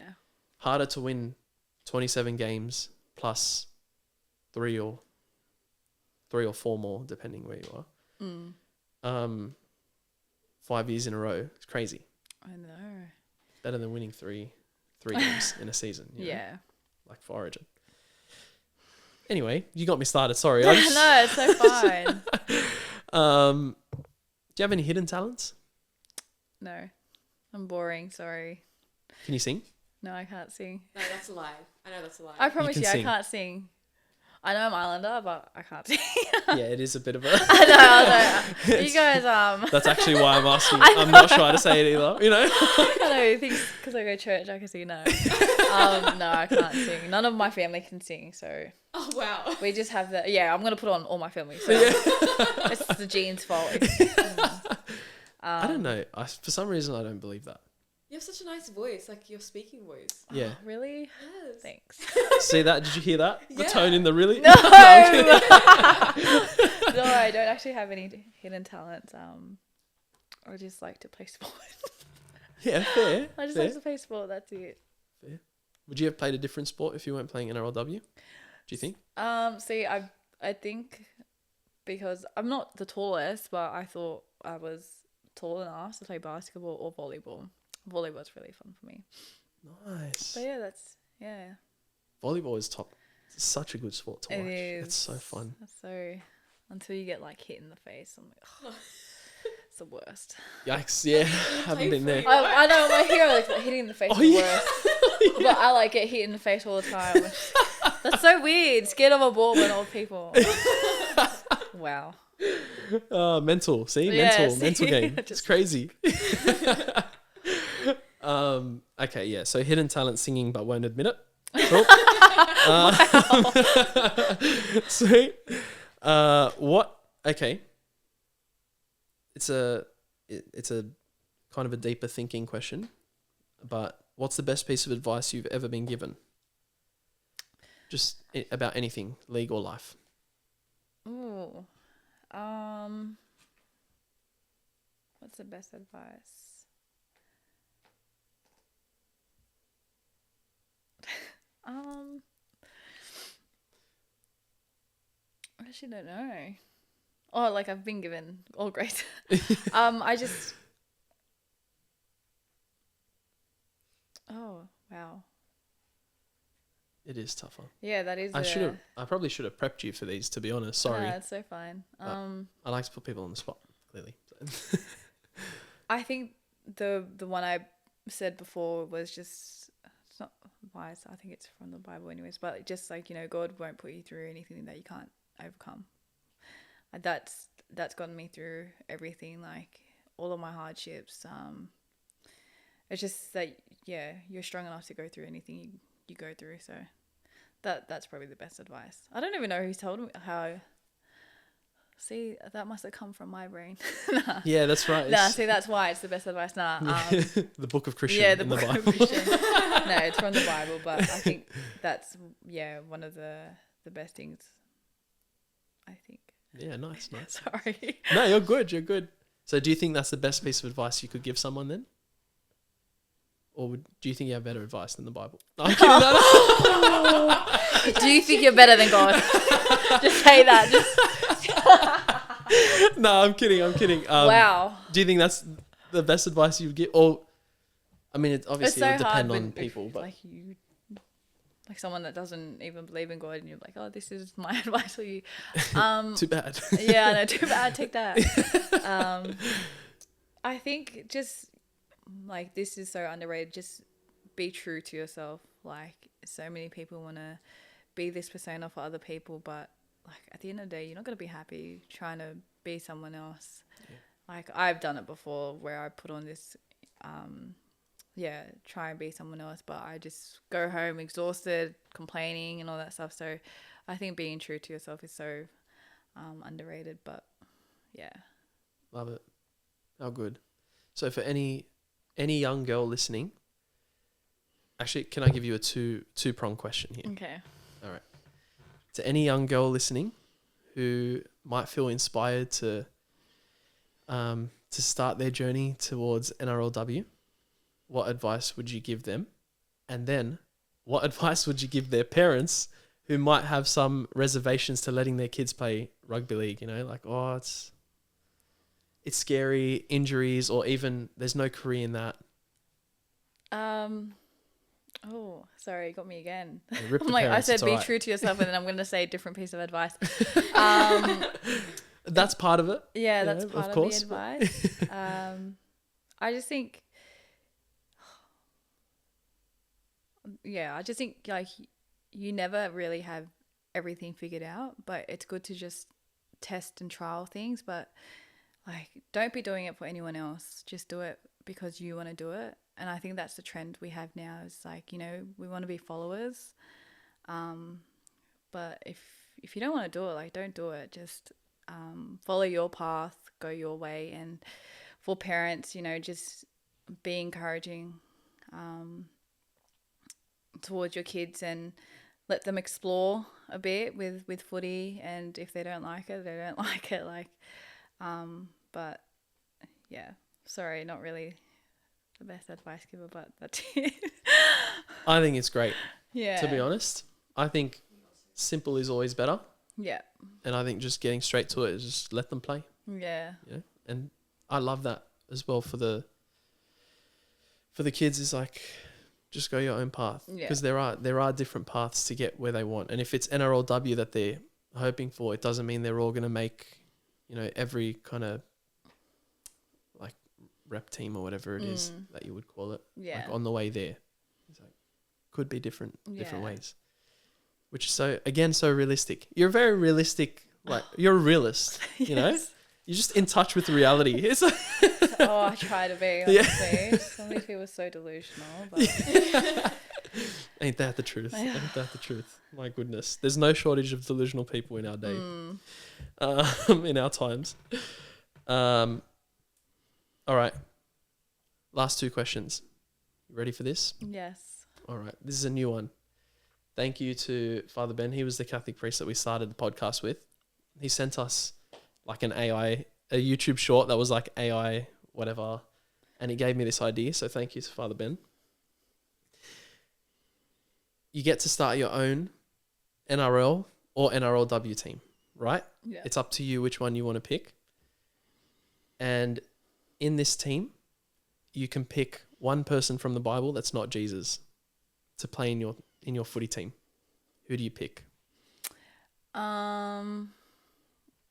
I would choose Samson.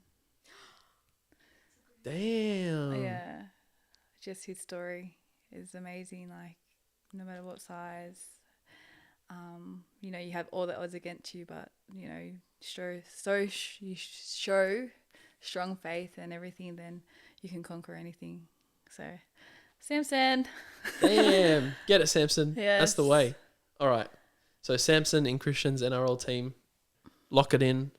We're going to hopefully get some more. We're hoping to get some more footy players, NRL and NRLW. So I want to kind of collate You like... should make a chart. What position would you put Samson in? And then someone Oh, will yeah. fill a whole team. Yes, Christian yes. Pio chose Samson in position of Hooker. hooker. Hooker? Yeah. That's crazy. Why hooker? In the middle. Nice. I don't know. Just he would be so strong defensively, and his attack just, Love it. Love it. All right. Samson in I hooker. have to make this. Lock it in. Yeah, can you lock that in? I'll write it in Wait, the am I notepad, talking actually. about the right person? Is it Samson's the guy with the hair? Yeah. Oh. Oh, Who are you David thinking and about? Goliath? David! I'm thinking of David! I'm like, Oh. I'm not! Do you know what? I had a feeling when you said like no size, and I was like, Yeah, no, I was like, I know. Oh, I thought because you I'm meant his thinking hair, of because he cut his, Samson. like, because... He cut his hair and his straight. Yeah. Yeah, still well, he didn't works. cut it, but yeah. David. David. David. Okay, so cut that. Oh my gosh. King David. I was like, I know I'm talking about the wrong person. King David. Ah, Is King David and Goliath the same person? yeah. Is it not? Am I tripping out? I don't know. I don't know either. Search it quickly. Oh my gosh. We're all just going to embarrass ourselves. Okay, It's all right. let's just quick. Is King Yeah. David? Humble. Have a quick David. search. Sorry, David. Oh my gosh, that's so embarrassing. I fully thought that worked. It is, yeah? Yes. Yeah. That was What the always my heck? understanding. I didn't know that. I thought David was like this little villager guy. And I will fight Goliath. The Veggie Tales. I don't know. Oh, the Veggie Tales, yeah. Yeah. I remember the Simpsons episode where like Bart is Oh, yeah. David, like versing Goliath with his slingshot. Oh no, I don't know. Am I tripping? I'm pretty No, sure that's real. yeah, Imagine I yeah. dreamed in The Simpsons, in Simpsons form. I don't know. That's cool. That's Anyway, hilarious. David. David. Okay, so David in hooker. Not Samson. David. See, David. When you questioned me, I was like, why not? He's the perfect size. Yeah, but David in That's right. Yeah, Yeah, see, the David size in now hooker, makes sense. yeah. Okay, so David, yeah, smaller, like whatever. Yeah, cool. Oh, I like it. Yeah. All right, David in hooker, locked in. Locked in. All right, done. So we've got to get the other. We're just doing 1 to 13. No, we'll do 1 to 17. That means we've just got to get enough players on. Yeah, no, the it's pod. Can fine. you get in touch with your formation group? Yes. Yeah. Hook us up, please. Yeah, I know. Cool. Okay. So David and hooker, I like that. I'm pretty sure we spoke about that yesterday. Did we say that with Maroon? I don't know. David and I hooker. thought Maroon said Samson. No. Oh, okay. Samson was like, I think is going to be most people's first answer because of his strength. Yeah. He can be a prop. So that, yeah, that's why I imagine Samson or Peter. That's who I assume people are going to go with. But David, great one. All right. Underdog, that's why. Underdog. Love a good underdog. That's the way. Last thing. Do you know do you know about death row mills? No. Okay. So when someone gets sentenced to death row, is that how you say it? Put on death row, whatever. They are given one last meal before they're executed. Oh, meals. Right? I thought you like meals like MLS. I was like, what? You know? Oh. Sorry, I was like, definitely meals. Sorry, I'm not No, sorry, clicking at the meal. moment. Yeah. Meal. I don't know, you know. Meow. So they're given one last meal to eat, you know. And they can choose, like, there are different rules in different states and countries or whatever, but here on Against the Grain, we have no rules. Okay. Anyone can cook. You can get from anywhere. You get as much as you want. As much as you want, yeah. Many things. Yeah, as many of as much as you want, Okay. right? From anywhere. So you're on death row now. I'm sorry. I don't know what it is you've done, but She was too humble. Yeah. too humble. Yeah, that's right. Didn't talk yourself up enough. Damn it. Okay. You're on death row. Oh, sorry. I said last question, but I have something I'm going to ask you after. Anyway, what's your last meal that you pick? It would have to be like a good islander feed, like taro. Nice. Or it could be just pork buns. Love pork buns. Solid. Yeah, that's it. That's it. Oh, okay. Actually, I'd have the whole shebang, like, you know, like luau and all that, raw fish. Yeah, why not go out heavy, like, so that they can't carry you in a casket? Yeah, that's So it. like, That's might as all. well just load up everything, heavy carbs. Yeah, that's it. A drink? That's it. Drinks. Yeah. A drink, I would have a chocolate milk shake. I know, just That's so solid. so yeah. Nice. What about dessert? Any dessert? Dessert, I would have. What's my favorite dessert? Loaded heated cookies, Yum. like Biscoff, cookies and cream, all of that. Solid. That is great. All right, good. Good way to go out. Yeah, good way. I like it. I'll go out happy. I like it. happily. That's the way. Yeah, that's it. I forgot to ask you this, sorry, earlier, but we were talking about relationships like way earlier, and I was like, oh yeah, mental note. This is why I used to have the notepad and write things down, Yeah. but then I think it became like too official, like people Yeah. would get a bit nervous. I was like, okay, put it away. But I always forget things. But I wanted to ask, so you are currently in a relationship, if I'm not mistaken, Yes. with another footy player. Yes. And I saw him, this is, by the way, just like context of how I kind of came across, like, I was like, oh, I should ask Christian. Is so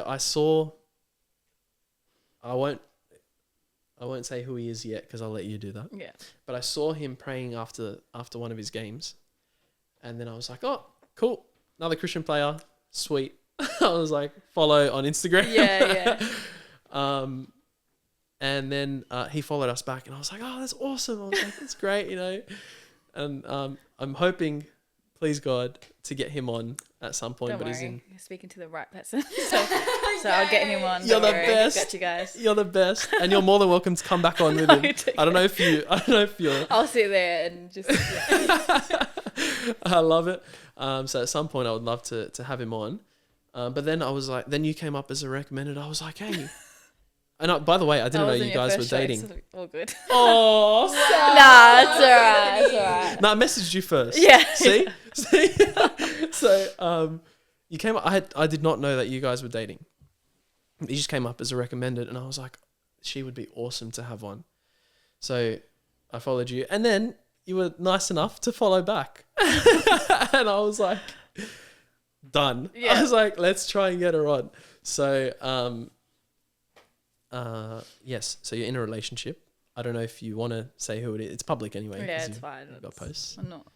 Yeah. So who are you seeing at the moment? Yeah. So my partner's Archivalu Lisati, and he plays for Melbourne Storms. Yeah, the boys. Yeah. Penrith boy as well, like from around this area, isn't he? Yeah. So he's originally from New Zealand, but he got sorry, my stomach. He got drafted. Sorry. Would you say drafted or is that? I feel like that's like an NFL I don't know. thing. Yeah. Scouted. He got scouted. know. Yeah, Yeah. scouted by Penrith. One of his clips is when they were playing like schoolboys in Queensland. He was like a winger and he chased down Reece Walsh. Reece Walsh still scored the try, but he was just that fast. Wow, he was a winger. Oh, what was he? Centre or second row? Second row, I think. But he started from winger, and then as he put on weight, he started to move it. And that's everyone's story. There's like me second row, Yeah. move into prop, and then so Love it. And he chased down Reece Walsh. yeah. So I wish I could. Yeah, like they named him the Speed Demon, and I just keep mocking him with that name. He goes, shush, like shush, whatever. Oh my gosh, I got really hot. Sorry. I love that. Oh, sorry. Do you want to No, say it was just all of a sudden. I was just like, Oh, I'm sorry. no. It's because you're talking about. Yeah, I was like, oh my gosh, maybe I'm just flustered. Yeah. Thinking about his running skills. yeah. Wow. It's not even like that. Like, Get it, bro. Get it. That's all. he's actually annoying. He doesn't make me feel like this. Trust me. That's so weird. Okay. Oh, wow. That is I'm so good. Sorry, guys. Sorry. Do you want us to turn the AC on? Yeah. It's fine. It's so fine. We're finishing We'll up. get through it. Yeah, we're finishing up. Finishing up. So it's just top guy clearly. You know. Does he go by Ativalu? Like, is that how you have I said that all right, or did I say it like a white guy? No. People like call him Valu, but it's just Valu. Valu. Yeah, that was a good way. I speak Samoan, so Oh, nice. Yeah. I can tell. yeah, Judgment. I do. Oh. I do. Seriously, He does. He's a wannabe. He's Oh. actually a wannabe. I am. And I told you all my he mates has a were. song. You know a song? What's the song? Or is it not? Yeah. they Okay, now exposed you me have like to that. sing the song. No way. He was asking If you you were a sing, singer I'll because sing. He wanted the opportunity to sing Samoan with you. Okay, I'll. Do you know I'll that also sing. song by Da, da, da, da. Yeah. See? I know it. But can you tell? I don't know the tune. Can you sing it? Nah. Off camera. Yeah. No, you got it. That was the tune. No, I used to sing it with my mate at school. Like, I think at church, a couple of the boys used to sing it, so I like would hear it. Yeah.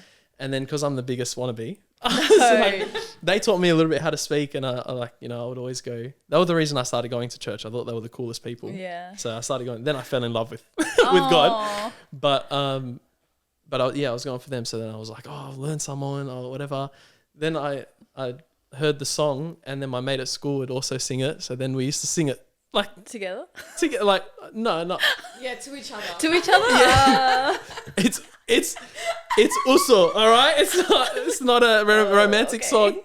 No, but like I would just like encourage him to sing. For some reason, look, I'm just gonna put it on you guys. You guys can all sing. I'm just gonna say it, okay? But you all refuse to sing, and I'm like, No. But why? You can sing. Anyway, people are gonna call me racist. Whatever. But yeah, I learned that song. And then I also like just the, you say talofa Yeah. or malo, I think is like the more casual. Yeah. Wamaioi, Oh, see? manuia, my favorite word is fa'amole mole. That is Yeah. the coolest word ever. Really? It's fa'amole mole. It just means please, doesn't it? Yeah. See? Oh, you speak Seki. Oh, wow. Seki. Okay, whoa. Okay. Bring out the whole Samoan vocab. That's good. I love it. See? Anyway, why did we say this? You just wanted to show up. Nah, what were we... Um. Why did we get on? Oh, you said a boyfriend's name. Oh, Valu. Oh yeah, Valu. Yeah, there we go. Yeah. Yeah, and then I was we gonna went try. into Samoan. Oh yeah, because vocab. you were like surprised by my pronunciation of it, but your I'm Samoan yeah, I'm pronunciation. honorary Samoan. We'll take that. Self-proclaimed. We'll take that. No, I'm kidding. Yeah. So that's so nice. How good.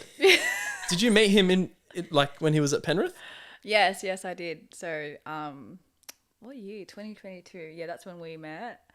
Yeah. So he was just in the Penrith system, learned all that stuff. But then, I think the club were going in a different direction, so he moved to Melbourne Storms midway, and he ended up debuting that year. So it was such a good thing for him.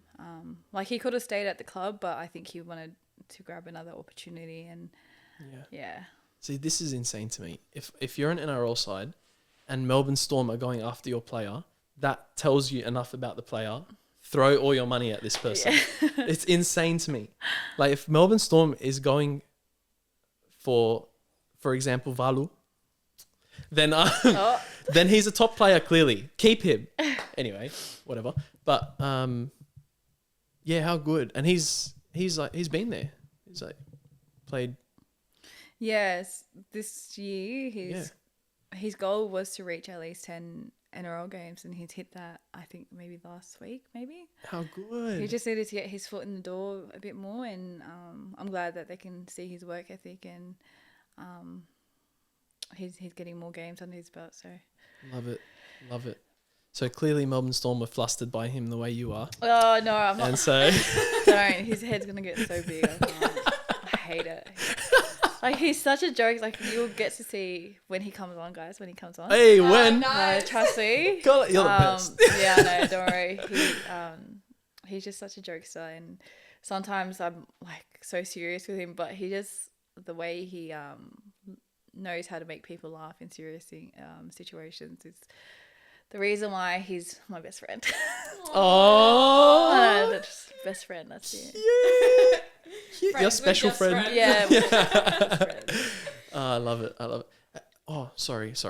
I promise you, this is it. Last question, and we're finishing. I'm so sorry, but just let me know if I'm stepping out of line, right?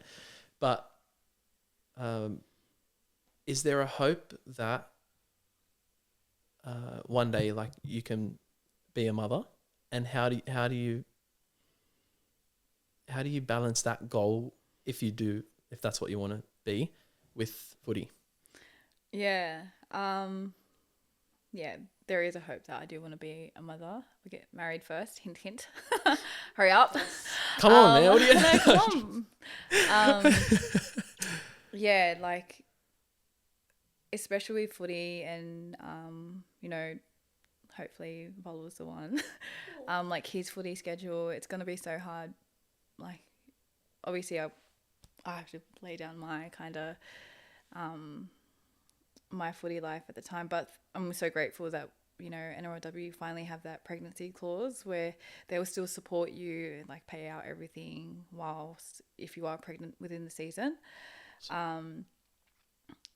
But yeah, like I always say, once I'm a mum, like that's it. I'm just dedicating myself to be a mum. Like there's no more footy. Like I just focus purely on being a mum and stay at home and having my man provide for me and all that stuff. Because it's not. I know it's not an easy job. Just being at home with kids and all that stuff. Witnessing it with my sister-in-law and my sisters themselves. Just the hardships they go through is so, like, I always say to myself, oh, I could never be like that. So I'm definitely taking my time with being a mother, but yeah, hopefully within the next, I'll give myself 4 years. Yeah, when it comes, it comes, but yeah. How good. Well, hopefully, I'm saying this, but I haven't processed yet, so it's going to sound, what's the word? What are the Pharisees? Hypocritical. It's going to sound hypocritical, and it is. But come on, get a move on, Let's go. Maybe let's when go. Valo comes on, we'll both get proposed to on the podcast. Oh. There we go. That's why we'll be behind the scenes. Yeah. I've got to reach out to him. Yeah. Yeah. This could work. Yes. We'll come all dressed up. Yeah. Smart. Get your nails done. Isn't that what you want to do for when you get proposed? Anyway, Sarah always says that, so I say to her, I'm gonna propose like when she's worst dressed, just to annoy her. I'm gonna propose to you during Oztag season because I don't get hell my nails done because like that's dangerous. Yeah.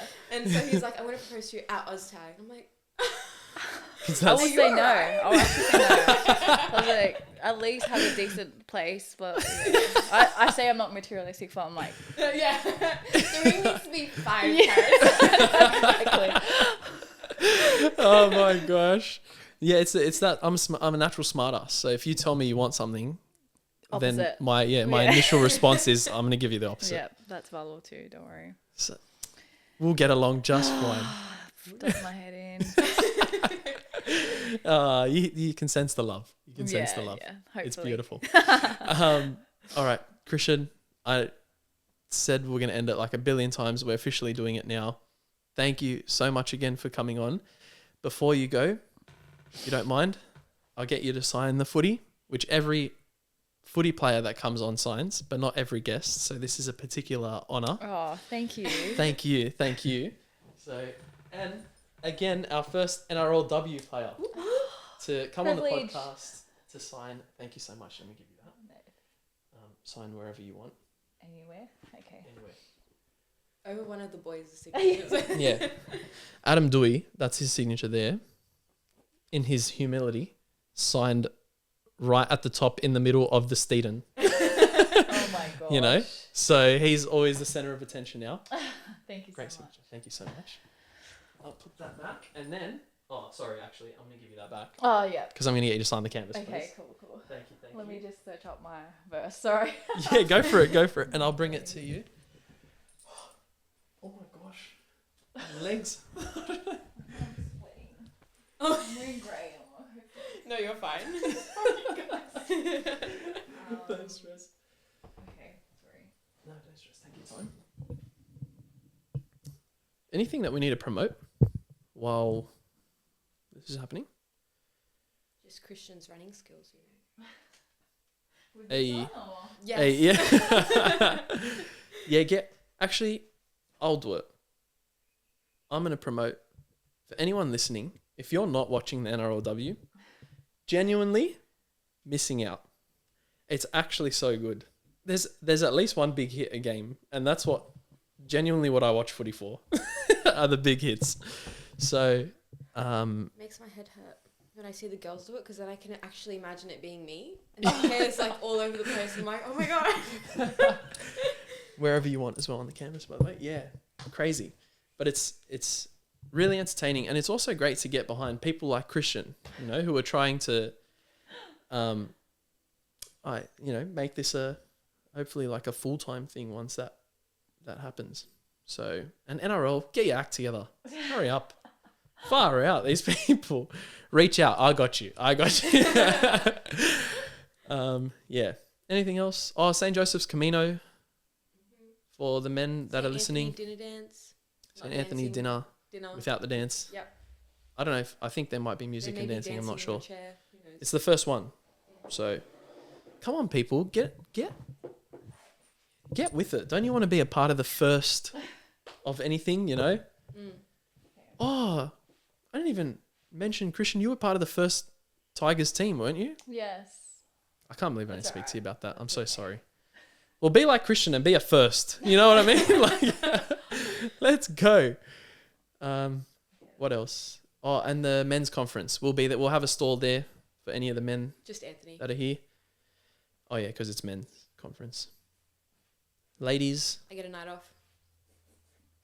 night off from me. Yeah. What a blessing. I know. I don't know how you deal with me, but whatever. It's through the grace of God. Love. Through the grace of God. It has to be. It can only be. My penance on earth. That's what I say. So as Catholics, we have like heaven, hell, and purgatory. Purgatory is like the The washing machine. That's a ready. great analogy. Yeah. Yeah. Which is, for anyone listening as well, it's like basically a purifying state. A state of purification, so that, because nothing imperfect enters heaven. And I always say that I'm purgatory for everyone around me on earth. I am everyone's penance. Yep. I purify them because they have to deal with me in life. Yes. You know? Agreed. Oh, That's what I like to think. Oh my gosh, I'm so sorry. it's- Are you okay? No, nothing is fine. I thought I think like it was. stabbed you with the... No. Oh, do I need a sign? I just did my name. Okay, that's fine. That's all right. And a signature, yeah, Okay. please. Yeah. If you don't mind. It's Black Texter. We know. Do you know about the blue texter thing? No. Oh. Apparently, people are given blue texters to sign, and then you can like... It's easier to forge a signature. Oh, with really? Yeah, or they like print... I don't know what they do or whatever. Something and then to they do sell with it the as, like, computerization. genuine. That's why Yeah. in HSC, did you do HSC? Oh yeah, and then they You only weren't, give black. yeah, you weren't allowed to use blue pen because it was to do with the machine being able to like read it and to forgery. I don't know. Oh, is that why? Yeah, I I didn't know that. hated use black pen. I only like. I know. I was a blue pen Yeah, person. same. Me too. Red pen for the titles, blue pen for... Yes, that was me. That's what I used to I do. was messy, so Everything one I colour. just blue, yeah, blue pen. Oh, I love it. Okay, you've got two things there. Yeah, that's not. Really neat writing, by the way. I love it. It's actually really neat. So 1 Corinthians 10:13. Is that the... That's the verse. Yep. Do you want me to read it out? Yeah, please. That'd be nice. Okay. Just, sorry, into the mic if you Yeah. don't mind. Thank you. Oh, sorry. Am I making you get it back up? No, it's here. Sorry. I'm Okay. sorry. Okay. 1 Corinthians 10, verse 13. No temptation has overtaken you except such as is common to man. But God is faithful, who will not allow you to be tempted beyond what you are able. But with temptation will also make the way of escape, that you may be able to bear it. With the Yeah, I know. disruption from I my was like, stomach, I'm so sorry. I'm going to ignore that distraction. It's the devil trying to distract me. Sorry about that. I haven't eaten today, all right? That is beautiful. Thank you so much. And then you've also got let go and let God. Yes. Oh, I like that. Love it. Yeah, sometimes we try and control things, whereas we just need to give it all to him and he'll take care of our worries. So I think there's another verse, but I'll leave that verse. No, sweet. Perfect. Well, on that note, we'll end the way we always do, which is just to remind everyone at home that our life is not our own. We belong to Jesus Christ. So don't be afraid to... TV's off. Go against the grain. God bless. God bless. Thanks. Thank you so much.